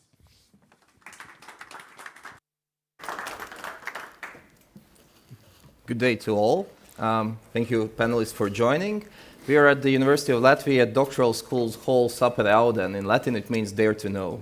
And I dare us to know a bit more about the interesting topic, how to handle and how to look from the positive side towards a turbulent world. And my offer of having this panel is to start with small 5-minute introductory remarks with some short sentences about why speakers are ready to share their view here, then followed up with a short quick and answer session to try to maybe horizontal it out, and then we'll open the stage to questions to the audience, and in the end let's try to wrap it up. So that's the plan of the panel. Without further ado, I invite our colleagues to start giving their short introductory remarks, and maybe let's start from this side, from Normunds, please. You surprised me. I was looking at Mr. Puriņš and thought that I have plenty of time. Okay. Let's try to survive. So good afternoon, everybody. I'm not director of Latvian Development Agency. I don't want to steal that position. I'm president of Industry Development Confederation and Electronics Manufacturers Association. So it's more industry related. Okay. I will try to narrow down my topic and my points to new and growing defense industry in Latvia. So it's not that much how to survive in regular industries, because it's very, very lengthy, very complicated, and mostly very narrowly niche-based. So you cannot speak about industry as a whole because, for instance, challenges in wood processing or electronics or metalworks are completely different. So you cannot put them just into one bowl. But as for defense, and as Latvia is quite famously initiator of drone initiative, right? So it's everything about drones. And that drone can be, you know, flying one, floating one, and also rolling one. Not crawling, no, we are not there yet. But driving is also very much okay. So we have a lot of startups. And here is the first remark. In defense industry, it's usually like as with a lot of things, there are, you know, three aspects. It's good, it's bad, and what is ugly. First, with the drone industry and defense in overall, you cannot speak about startups as normal understanding of startups coming out of scientific institutes or coming with, you know, 3 students with black t-shirts. Why? Because in defense, in fact, you have just one buyer, and this is your MOD. It's either you are alive or you are dead, and it's pretty much depends on one gentleman at the other side of on this panel, figuratively speaking. But generally, it's quite a few people who are deciding that. Is that product good, and are we going to finance them or not? Which means that for me, as an investor, it's extremely risky investment, right? In early stage startups. So it's not happening. In Latvia, probably there are maybe 2 companies who are startups in that normal definition of startups. Usually it is existing company with existing business who for whatever reason decided to jump into unknown, to jump into new line of production. And then again, for them as well, the same applies. You can keep that design stage and product development only as far until you run out of money. Period. And again, this is guy in that corner who decides are you going to live or not. And then there is another paradigm I learned very hard way back in late 80s, which is still applicable today. And that is, it's safe to fail with IBM. It's safe to fail with IBM. And this is applicable for every governmental official in every country up to this day. Right? Mm-hmm. What does it mean? It means that if you make a tender, big one, better in billion of euros, to one tier 1 supplier, long term, nobody will blame you if the gadget will not fly or if not go kaboom in the right way or whatever it's supposed to do. And the big suppliers, big manufacturers are trying to keep that concept alive very, very hardly, very, very heavily. And it works so far. All let's say, post-war or all Cold War defense industry and defense policies were working in that way, right?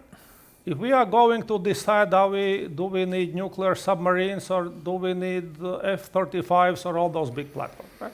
It's multi-billion, multi-year. Or cannons in Latvian case or Patrias.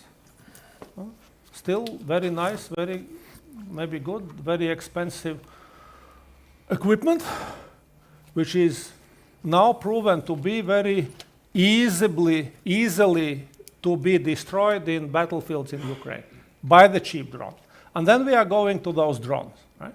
It's completely new, very cheap price per kill, an extremely quick design phase involvement, and everything is based on do, fail, repeat, right? Preferably on live Russians, right?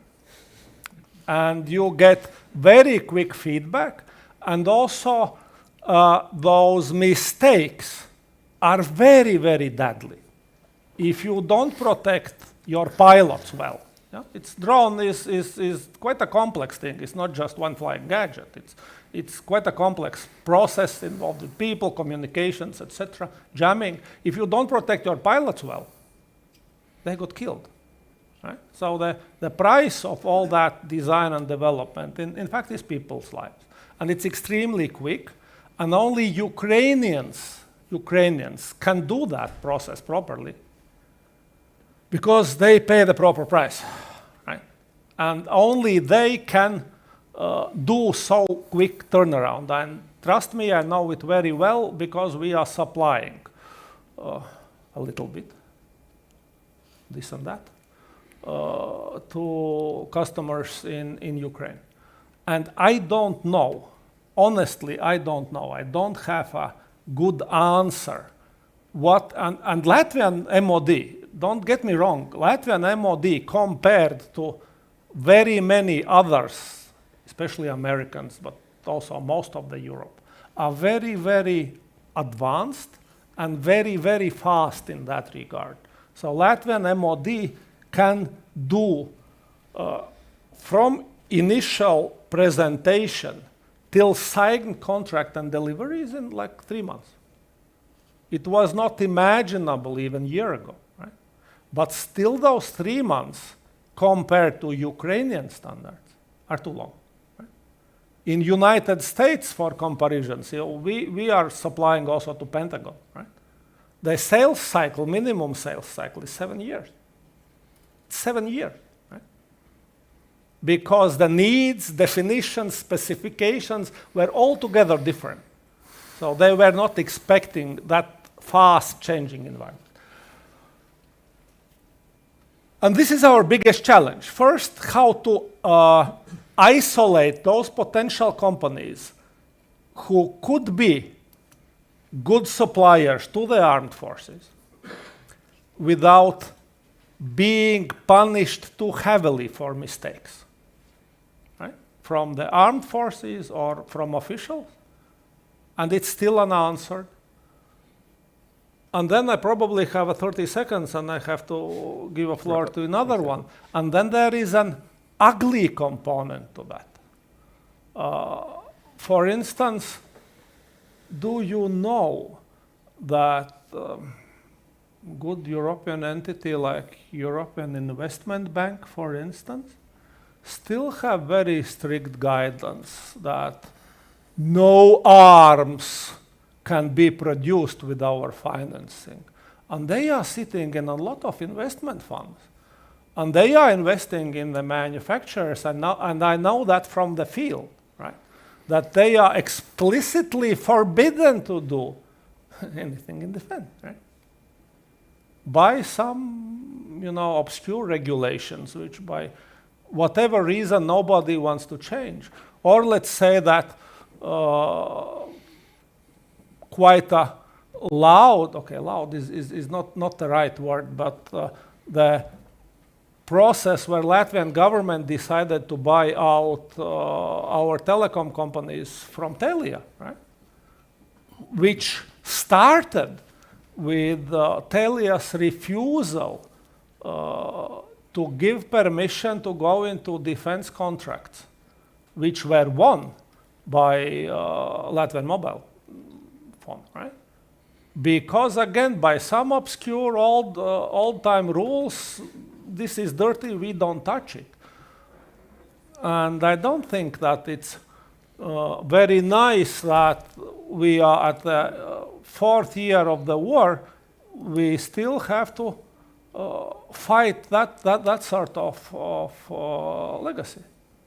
So yeah, startups fair to innovate and fair to finance, and then really very, very obscure regulations. Those are 3 items, I think.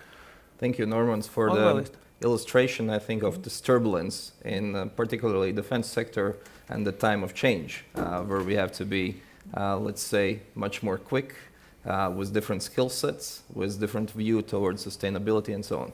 So that's an industry example of defense sector. Let's move to widen out it a bit to science. To Valma, please. Yes, thank you. First of all, thank you for having me here.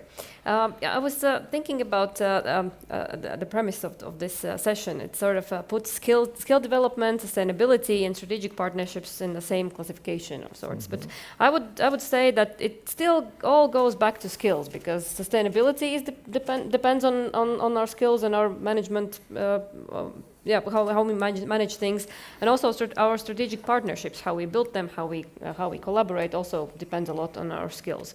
And I wanted to also think about this from the science perspective, and how step back and really look at back at how science is impacted by that and impacts the skills in return, because it's all interconnected, of course. Science is embedded in all these processes, so sustainability, partnerships, and skills, and is also shaped by them, by creating new knowledge and also by training people in using, for example, the scientific method. So my sort of main thing or main message would be that I think we need to really look at science as a skills engine of sorts, so sort of and understand what the role of science is in developing different sets of skills and different types of science, because we have had a lot of debates about this, and for example, I clearly see that it's very important to have this balanced support system of different kind of programs. So we have basic science, blue sky research, that really builds our analytical capacity and allows us to dig very deep in certain topics and really discover unknown things. Then we have applied research that builds problem-solving skills and really it builds innovation capacity. And then we have collaboration with the industry and international partners, which again builds communication skills, entrepreneurial skills, and everything else. So basically, all of these elements are needed for science to give back and also get back from the skills that are developed. But mainly, I think this again comes back to sustainability. And basically, human capital is I would say, the most durable infrastructure that a country can build. So obviously, our sustainability relies very heavily on how skilled our human capital is in approaching different kind of turbulent times, as we discussed, and so on. So basically, that's about it. And I think I can give floor to other Thank speakers. you, Lauma, for the first input. I think we'll eventually tackle it from different sides, because science and industry relations, there's a lot to do, especially with such turbulences and the demand. But we know that nothing happens if there's not enough of funding. And from the finance sector, we have Arnis, who I think has interesting examples, but please, your input. Arnis since 1999 doing kind of banking. Exactly after Russian crisis, very well-known Swedish investors came to Latvia, and at the same time I started. So, but last 10 years approximately, my passion, really hobby and as well work, is to provide financing to business. And my personal belief is that, and this is kind of really, this is not like corporate statement, but my belief is that only a wealthy or rich society is stable and independent. And we can see from Eastern, kind of from Russia, where they are starting different activities. Mainly those are very poor countries. So the way how we can be stronger nation and more on really independent country, then that there is big, rich business and people who don't think about kind of how I buy food or pay rent. So that's our mission. Coming to defense, of course, this is learning. As Norman said, this is something completely new. It is changing super fast. New technologies are coming. This is mainly super capital heavy, which is different from many other industries. So, and that's the reason why startups sometimes cannot grow, because without agreement with a buyer, no one from venture capitalists will invest money to start and grow the business. And then kind of later banks are coming with working capital or so on. From some practical examples, what we are doing now, we are financing our eastern border activities. This is interesting because of many counterparties, public construction company, advisors, and I should say so that compared to average European kind of bureaucracy, we are managing quite well. That's kind of 8 points out of 10, definitely. The speed how we are moving forward, it is kind of, it's very good. That's kind of my measurement. So Patria factory is built by using financing from SEB from Helsinki as well. We have some things in pipeline if it comes to more risky investments, because bank cannot risk with your deposit money to providing to startups. And then, largest drone production as well is financed by us. And financing is only one of the challenges. Another one, which is very kind of, I should say, complex for defense industry, it is kind of transactions, just payments. Because of very complex world, because of different kind of sanctions, different levels of sanctions, reputational risks for the banks, and you cannot imagine sometimes how difficult it is to move money from New York to Stockholm to Riga and then to Kiev. So, and this is what we are doing. We are learning. We are not perfect, but we don't have restrictions. What Norman said about the European big kind of not systemic, but a European Investment Bank on some other funds. So we are quite bravely moving forward, and we are learning. Yeah. Thank you, Arnis. I think we somehow naturally narrowed down the topics towards defense. And obviously, having Aivas on the panel is obvious way how to continue it this way. Maybe you can share from MOD's perspective what are the things that you emphasize in this. Thank you. Thank you. Good day. And thank you for organizing this event and whoever's paying for that and also inviting here. I think there was many, and I hope we can expand on many of these issues that were raised here. But clearly, in the Ministry of Defense or Armed Forces particularly, the thinking or thought approach to any problem is that we're working against the clock. So, and every kind of delay is at our disadvantage. So that's the perspective we're taking. And when people would come and start to tell, I have this great long-term idea, it's always okay. So that's first aspect. The second aspect, I think, and there is great experts in audience I see from great experience from NATO and military. What we, I think, fear most is a presumption that there is a silver bullet that solves all the problems. Every wars can be, won by one thing, and that has been over the history run over and proven wrong. And I still remember. The trouble we went into when we had soldiers in Afghanistan to make sure that they are not basically blown up by roadside bombs. That was the major technological investment. There was so many institutions, so many technologies, just to make sure that soldiers travel through. Whoever is in defense, they know person who has been killed by a roadside bomb, who studied together or worked together. So.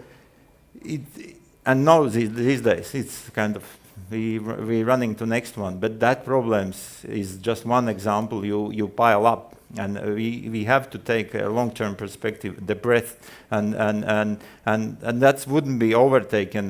Ministry of Defense works from gender advisor perspective issues to the nuclear weapons because we're part of NATO. So the breadth of the area we should be looking out and thinking and kind of keeping up with is that whole breadth of it. And then on top of it comes I think Norman's mentioned, we want to advance, we want to get the newest, best tools in our hands that we can be most helpful, help the Ukraine, but also make ourselves more secure. And that's where the Latvian little bit disadvantage comes when you talk with Norwegians or Finns, Swedes, Germans. They luckily to have these big monsters that can carry the defense industry along and on the side, and then these small ones can kind of float around this big flotilla.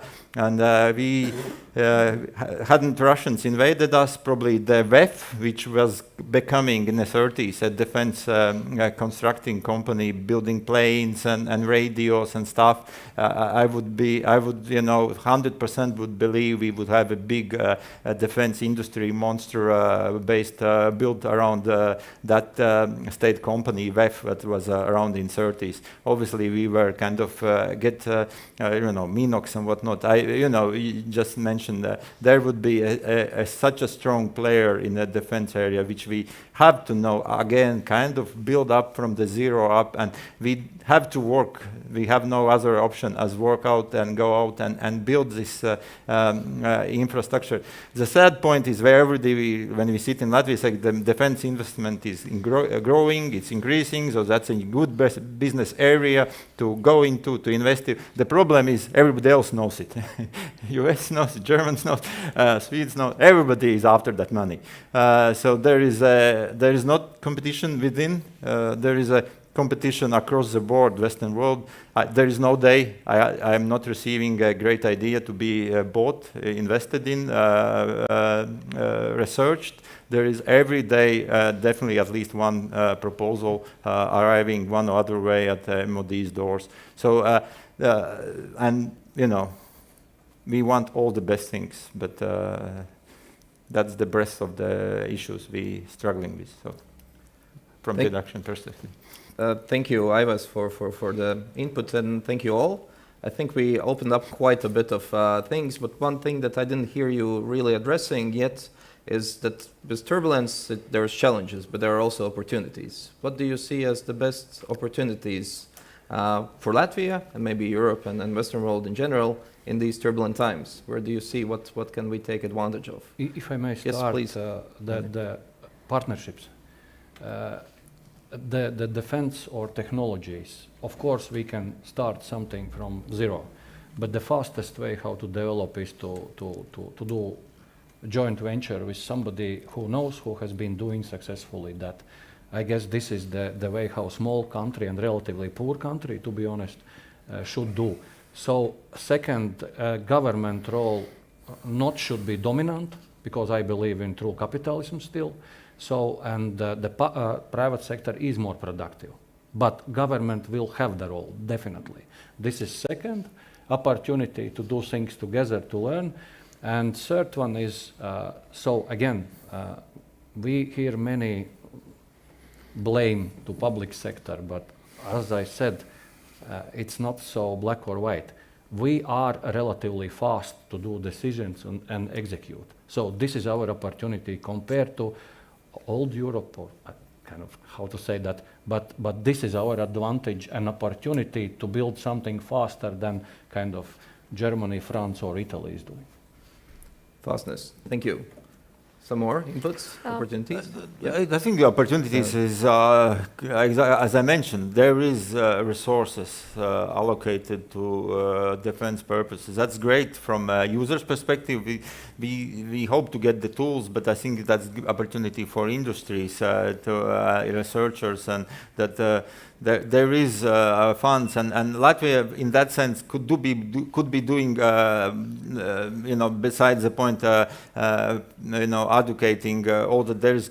I mean, Ministry of Economics has opened up quite a sizable, funding sources, let's say so. But there is a EU, different programs which are long term. I mean, long term in that sense that it takes time to get the money basically in your hands. But there is, and we are lagging behind the Estonians on the number of submissions and etc. We should be going more after that. There is NATO. We haven't still Diana, and there is many stories, but there is a process around that Diana, where is also funds available, not just Latvian national, but the funds out there, and to be going after. We are from the ministry, and I kind of agree that business needs to be led, but we are trying to put up how to say a structure that companies are more capable going after these resources and more capable to invest into the into the potential solutions and so that they can kind of pool that money, different funding sources, that we are not just, as you said, staying on our national budget, but we try to use all these funding sources. But opportunities, I think there is quite a number, and I think one more opportunity, and then Norman's mentioned, I think that there is, we trying to to support Ukraine as with all the everything we have. But I think that is also opportunity. This gives credibility with Ukrainians, and I know Latvian companies are working in Ukraine already as we speak. So there is already a process, but that I think is also an opportunity that shouldn't be missed. Help and learn with them. I think there was something from Lauma first, and then Norman. Oh, thank you. Yes, I just wanted to sort of build on the argument of small country advantages and also collaborating, because indeed I think the good thing about small countries is that they are in fact small. So it's relatively easy to kind of track what we have, what we need to work on, and what are our strengths, of course. And then when you have identified these strengths, then you can really think about what niches, for example, to develop, what to work on, and how to try to complement your niche skills with skills of others, and then really jointly build together. And because it's, of course, in small countries, it's very critical to build the critical mass, but of course it's easier to do that if you have strategic partnerships. And again, then you can, in small countries, that's the advantage that we have relatively flexible and agile systems, and it should be somewhat easier to experiment a bit. But of course, and again, now we come back sort of to skills and this setup. It really, you really need to have also the skills and build the skills to coordinate all that, and also organize effective feedback loops, because that's very important when you have strategic partnerships and when you try to improve the policy mix that's available to you, and all the processes. Feedback loops with stakeholders is quite crucial. Mm-hmm. Thanks. Edmund? I have a name for that cooperation in defense industry. For many years, there were term as an offset politics. Anybody remembers offset? It was considered sinister thing, and Commission were fighting it very hard and killed it at the end of the day. But now we have a new name, and it's called local manufacturing component, right? And this is if you have a big defense supplier, buying party is obliging the seller to put some sort of production, some percentage of production in the country which is buying your goods, right? So, and now it's good again.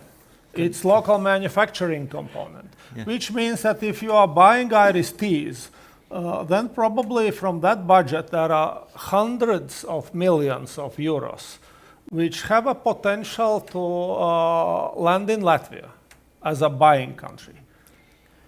And the seller is obliged to find the right companies with right skills and right technology and teach them. And my belief is that this is only way how you can do it quick, efficient, and completely private. Because without that, none of the sellers all of sellers have zero incentive to do anything apart from buying, from selling the equipment, cashing the money, and running away.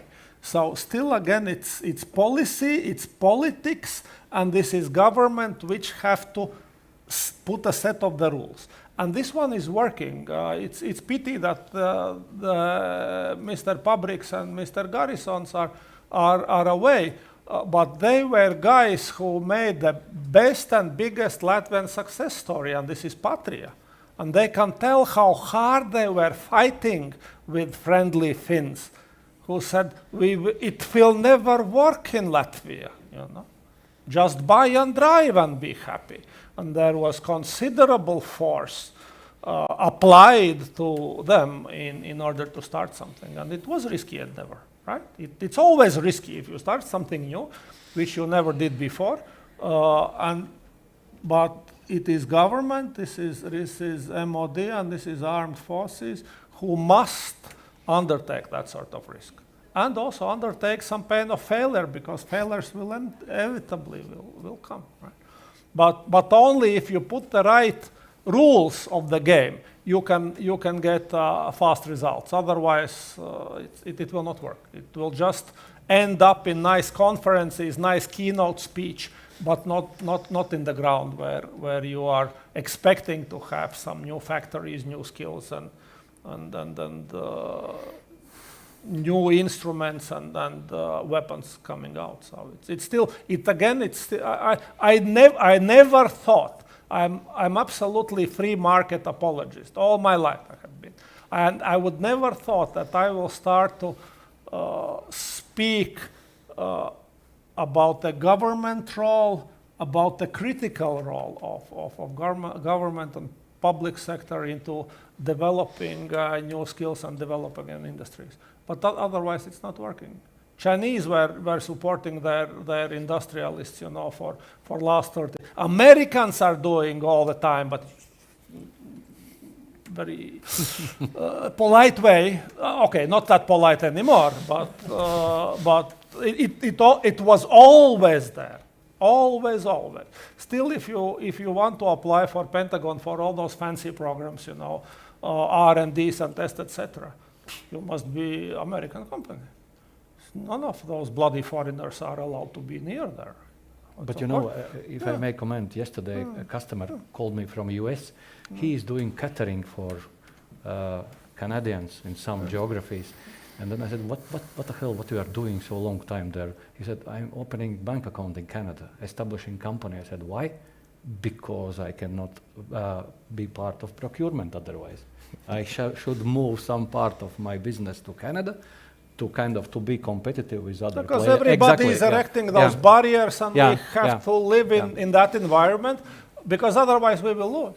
It's the same, and this is biggest weakness and problem with the EU. We somehow stubbornly think that if we will support the buyer, right? It's for electric vehicles, for instance. You don't support manufacturers. EU is supporting the buyer with subsidy, right? And then those companies, those countries who support their manufacturers, those win. Right? With EU subsidies, Chinese electric vehicles, are selling like a hot cake. So, and we have to face that reality. So the times have changed. And now that theoretical free market is not working anymore, not at all. And of course, it's specifically not in defense industry. Never. Yeah, all hopes in you. Thanks, Normunds. I think Ivars wanted a remark before we move forward. He already, I think, covered my points there, but as you are broadcasting his wildnet, so I will be kind of diplomatic. But in a way, it was, and we still struggling with this, that in early 2000s, EU decided that it wants to make a defense market as any other market, as any sales, whatever, toothpaste or I don't know, potatoes or something. And it's the regulations are there and they are in place, and then there is a real life. As I mentioned, each nation looks after their critical industries. I think that would be proper term. Critical industries that support their sovereignty, that support their R&D, designated areas of R&D, which each have stated this is something whatever will come or go, this is ours, and we will keep investing there, and there will not be free market in that. And these two realities, obviously, with war comes into great conflict in that sense, and I think that there's some reckoning would be worthwhile for the EU to be more, adjusted itself to supporting the defense industries if it would recognize the reality, how it's actually working now these days. Thank you. Before opening the floor for questions from the audience, I wanted to expand a bit on Lauma's idea that skills matter the most. We heard from Neumanns a good example that you changed the rules of game so that the producer has to put the skills here in Latvia. What other ways you see in the skill development, science, relations with industry and so on? But please. Can I ask what? Because I know what Normans will tell. That's why I want to jump over. Yes, we need STEM. We need quite a lot STEM for defense industry. I was one. The other, what the defense industry, what capability? Yes, they need engineers. And you said it's resource intensive, but it's not just. It's technologically. This includes that. Yeah. Technologically intensive. And it might be software, but it's still it's engineering work. So it's a technological, engineering intensive area by its setup. It's not welfare. It's not social.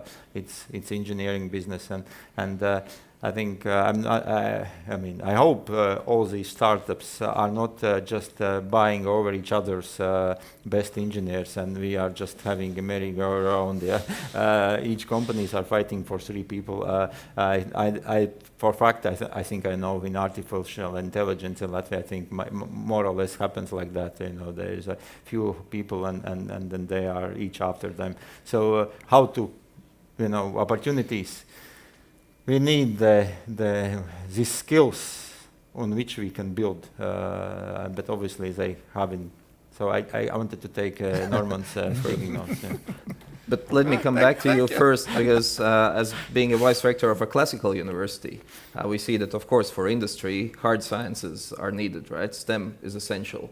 But to take them up and to be, let's say, resilient in the use, I think social sciences and humanities are equally important.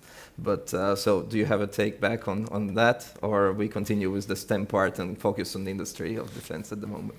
And keep that for coffee break, for example. Yeah. Okay.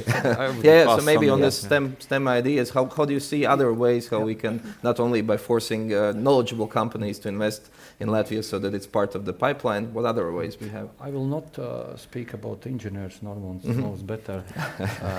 But this round is happening. You're right. Everyone is buying from each.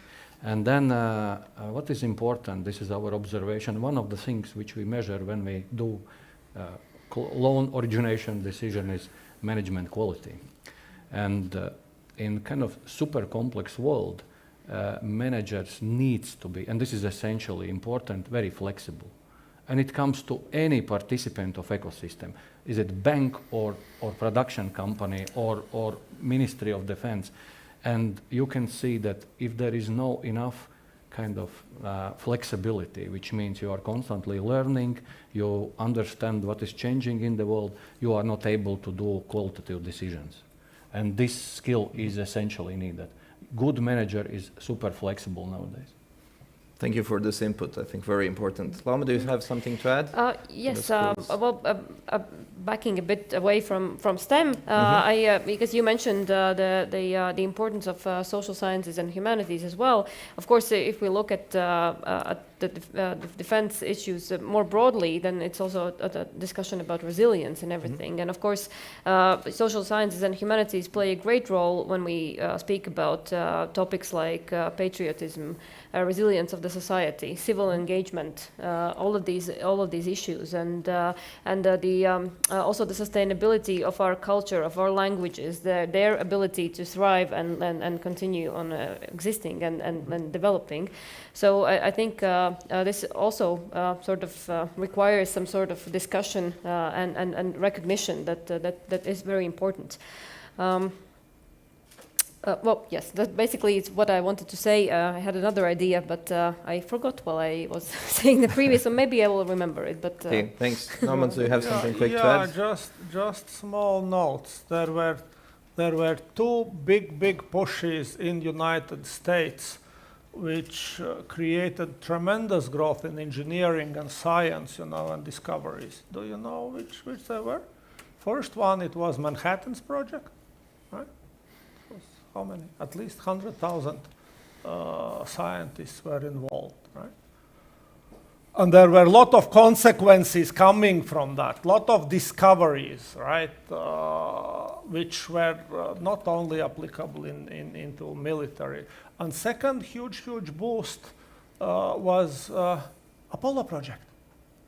Let's put the man on the moon, right?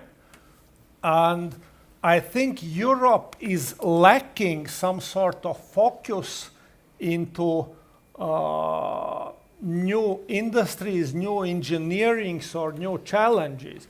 So Europe is built that each researcher is free to apply for small grant every year according to his liking, right? And then there is a commission of smart men who is somehow trying to judge, you will get that grant and you will not. And at the end of the day, every scientist all the time are sitting and writing an applications for the grants. Now life is a bit easier because of ChatGPT, but still the process is extremely distributed, right?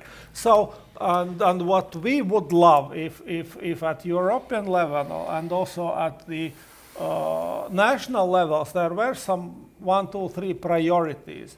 And then all the scientists community were tasked to solve that problem. Otherwise, it's, mostly that science is like, social benefit for smart people. It's maybe nothing bad at it, but you cannot expect stellar results out from that approach. So it's let's say, it's my understanding that, again, government. Let me correct you with the fact that in Horizon Europe, in the second pillar, actually, there are certain priorities. The problem, of course, is they are fragmented afterwards in small projects. It's written like a Bible, picture, you but can maybe read. Lama can add on top of it. Of course, it's when we speak about more on the applied research side, then of course I'm also, I think generally the concept of, for example, Mariana Matsukato's mission-oriented approach is quite logical and absolutely makes sense. The difficult part is to actually define these priorities and find a common goal that actually kind of brings everyone on the same page. So it's a bit difficult. Yes. And, maybe this is a good time to open up for questions, otherwise we'll be too late. So we have 10 minutes for questions. Audience, if you have any, I think, a hand over there. If the microphone could run there, we could take it. Perfect. If you could state who you are and the question as well. Thank you very much. My name is Elizabeth Sparane, and my question is regarding the human capital and the skills. What are the exact steps that needs to be taken to increase the skills of human capital, and especially in crisis management? Thank you. So, skills in crisis management in particular and concrete steps. That's probably false more in my, but I think the best is, I don't want to dismiss the structured learning process, but the exercising. You can read a book on crisis and it wouldn't help you in a moment of need. Working through the steps and repeatedly, continuously, and improving. Each time after doing the exercising, you build your, basically muscle memory, how to react, and the more you would, go through that cycle, the more advanced you will be. I'm not sure that kind of was after the answer, but that's the best advice I can mention. Especially on this crisis management side. Definitely. Otherwise, skills, increase human capital skills. We talked a bit about STEM. Do you see anything else apart from boosting the quality of high school education? No, there is no magic. There is no magic. So we need the right teachers in the classrooms, and we need a vigorous testing. It's not the other way, and it will not happen overnight. No, the first big step is taken. Physics exam is obligatory from this year. A nation will fall in, what is the right name? Gibonis, tell me. because the results will be that bad that, yes, and we know it. And that was reason why Ministry of Education were fighting that for 20 years, right? because you cannot improve what you cannot measure. It's all is fine. So on this, start with tests and start with measuring, and then we will see our deficiencies, and then we can meaningfully discuss what is the items which needs improvement. It's as that, and you cannot do it overnight, unfortunately. No. And of course you can do a drills, and you need to do a drills. You have to crash a lot of drones in order to teach your soldiers how to fly a drone. You cannot do it theoretically, right? And there is still, you have to crash them every day, right? Therefore, you need to buy them in big quantities, from manufacturers. And then the manufacturers will improve their skills, how to make a better drones and how to make them cheaper. It's no other way. Right? And it means you have to burn a lot of money. Yeah? It's a times we are living in. Thanks. I saw a second question there. If we could go to the middle. Yep. Thank you. Maria Golubeva. I would like to follow up on the question of social sciences and humanities. I think so far at least, we didn't hear a very important point, and that is that for hybrid warfare, especially for cognitive warfare, actually this combination of skills, you need someone who understands tech on the one hand and understands social sciences or even humanities on the other hand. If you think of all the really frontline companies in the US that specialize in that, like Mythos Labs, like Edge Theory, etc., they deal with narratives. They deal with lots of humanities and social sciences stuff, but they also deal with AI avatars and things like that. And I mean, as someone who's trying to build a platform for crisis exercises, actually I'm doing one of the workshops after this break. It's not so easy to find people who can think in terms of a scenario for a crisis simulation for a company, which combines technical knowledge and imagination. Because without imagination, you can't build a good scenario. Scenarios are not for what you know, it's for what you don't know that will happen. So what about Latvia's outlook regarding this combination of social science and tech knowledge? What is the outlook there, in your opinion? Mm-hmm. Thank you for the question. We can't push this towards coffee break. We have to answer this. Please. Yes, you don't take me wrong from my side, obviously. And I'm a history buff, and in a way, I mean, that's the biggest failure we can, that we think that we live in an exceptional time. Anybody happened like things happens to us. And there is nothing to look back, and nothing is incomparable, and everything we have to start basically invent the bicycle or something.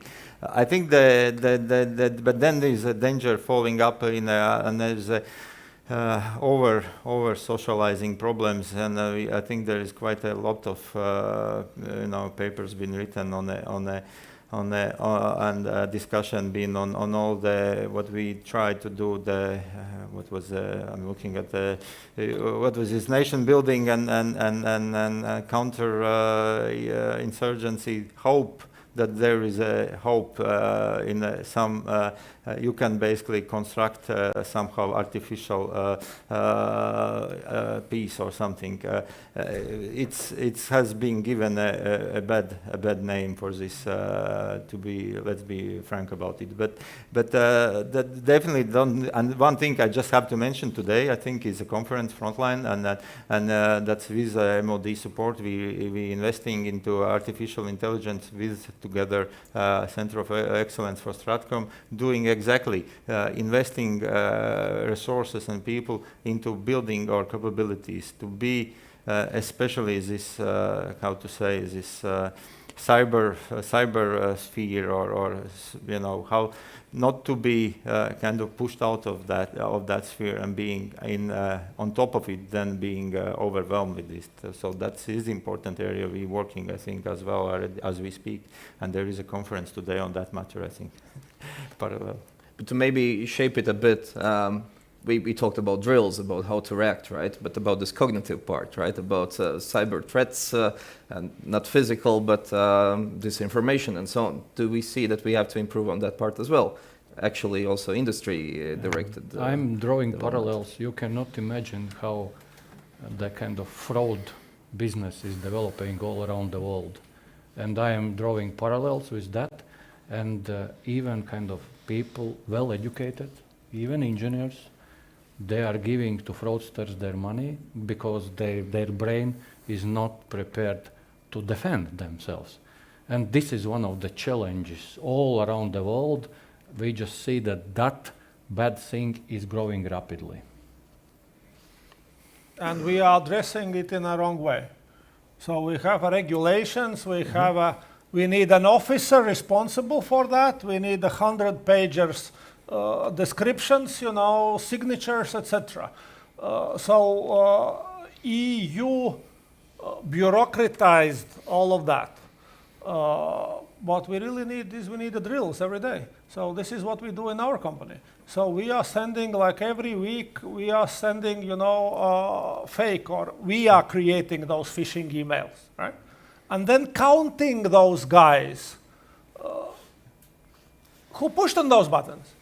And then we are doing the re-educational process, one by one. So come here, what did you do? Why did you do? How it happened? And you are right in that regard, that those are most skilled, doctors of science, yes. In fact, are most susceptible Yes. to that. I don't know why. They trust people, right? They trust information they were sent. So, and in that regard, yes, you can't born to be immune to that, right? But you need the drills, real life drills, and not the piles of papers. Unfortunately, we are forced into piles of papers. Yes, its problem is known, but we are, as many things in EU, we are trying to solve it in a wrong way. We try to cover that in papers. The more paper, the cleaner is your bottom. This is the saying. It's not good. Not good. Real life drills. Exactly. Yeah. Lama, something to add on Burn a tire and then give a people extinguisher, try to, extinguish it. And this is altogether very, very different from, pushing multiple choice answers in the regular test. fire test. test. Exactly. Let's burn something. Thanks, Army people know that very well. Lama, some last words? I remembered the remark I wanted to make previously, and I think it kind of maybe sums it up somewhat, is that I thought that what is actually the big spillover of science and learning and also exercising and doing these drills, different kind of drills, is basically critical thinking, which is quite an important skill, and many things develop from that onward. So yes, maybe my last remark would be that critical thinking is really one of the science's big spillovers that we have to recognize. And we really need to exercise this all the time. Indeed. So thank you. As we are running out of time, let me finalize it here. So we heard that we need to be in the strengths part of changing the rules of the game so that we can take it to our advantage. We can develop skills, flexibility, critical thinking are among those that we need the most. Not only in hard sciences, but also in the other social sciences, humanities, so that we are resilient across the board. Take advantages of the time, the thing we didn't have time to discuss about what happens after. There are going to be more peace at some point, I hope, but that we open up for coffee break or other discussions. So thank you, everybody, especially the speakers. Thank you.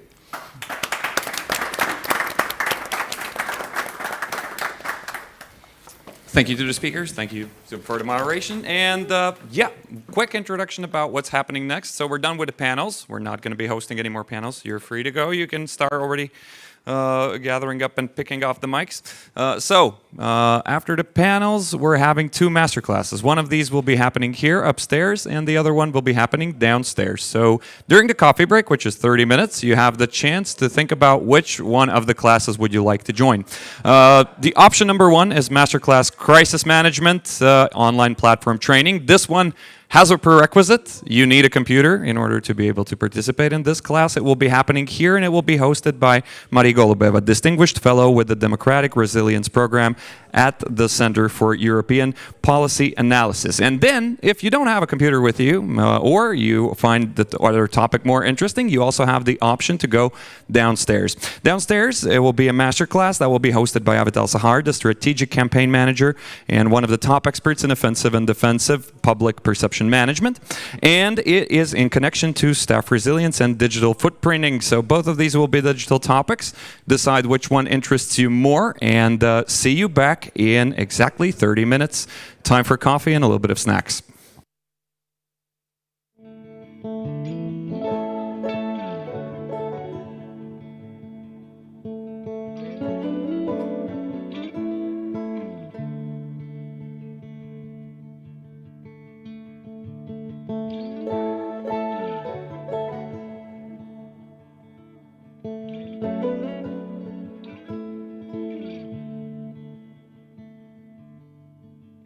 Thank you.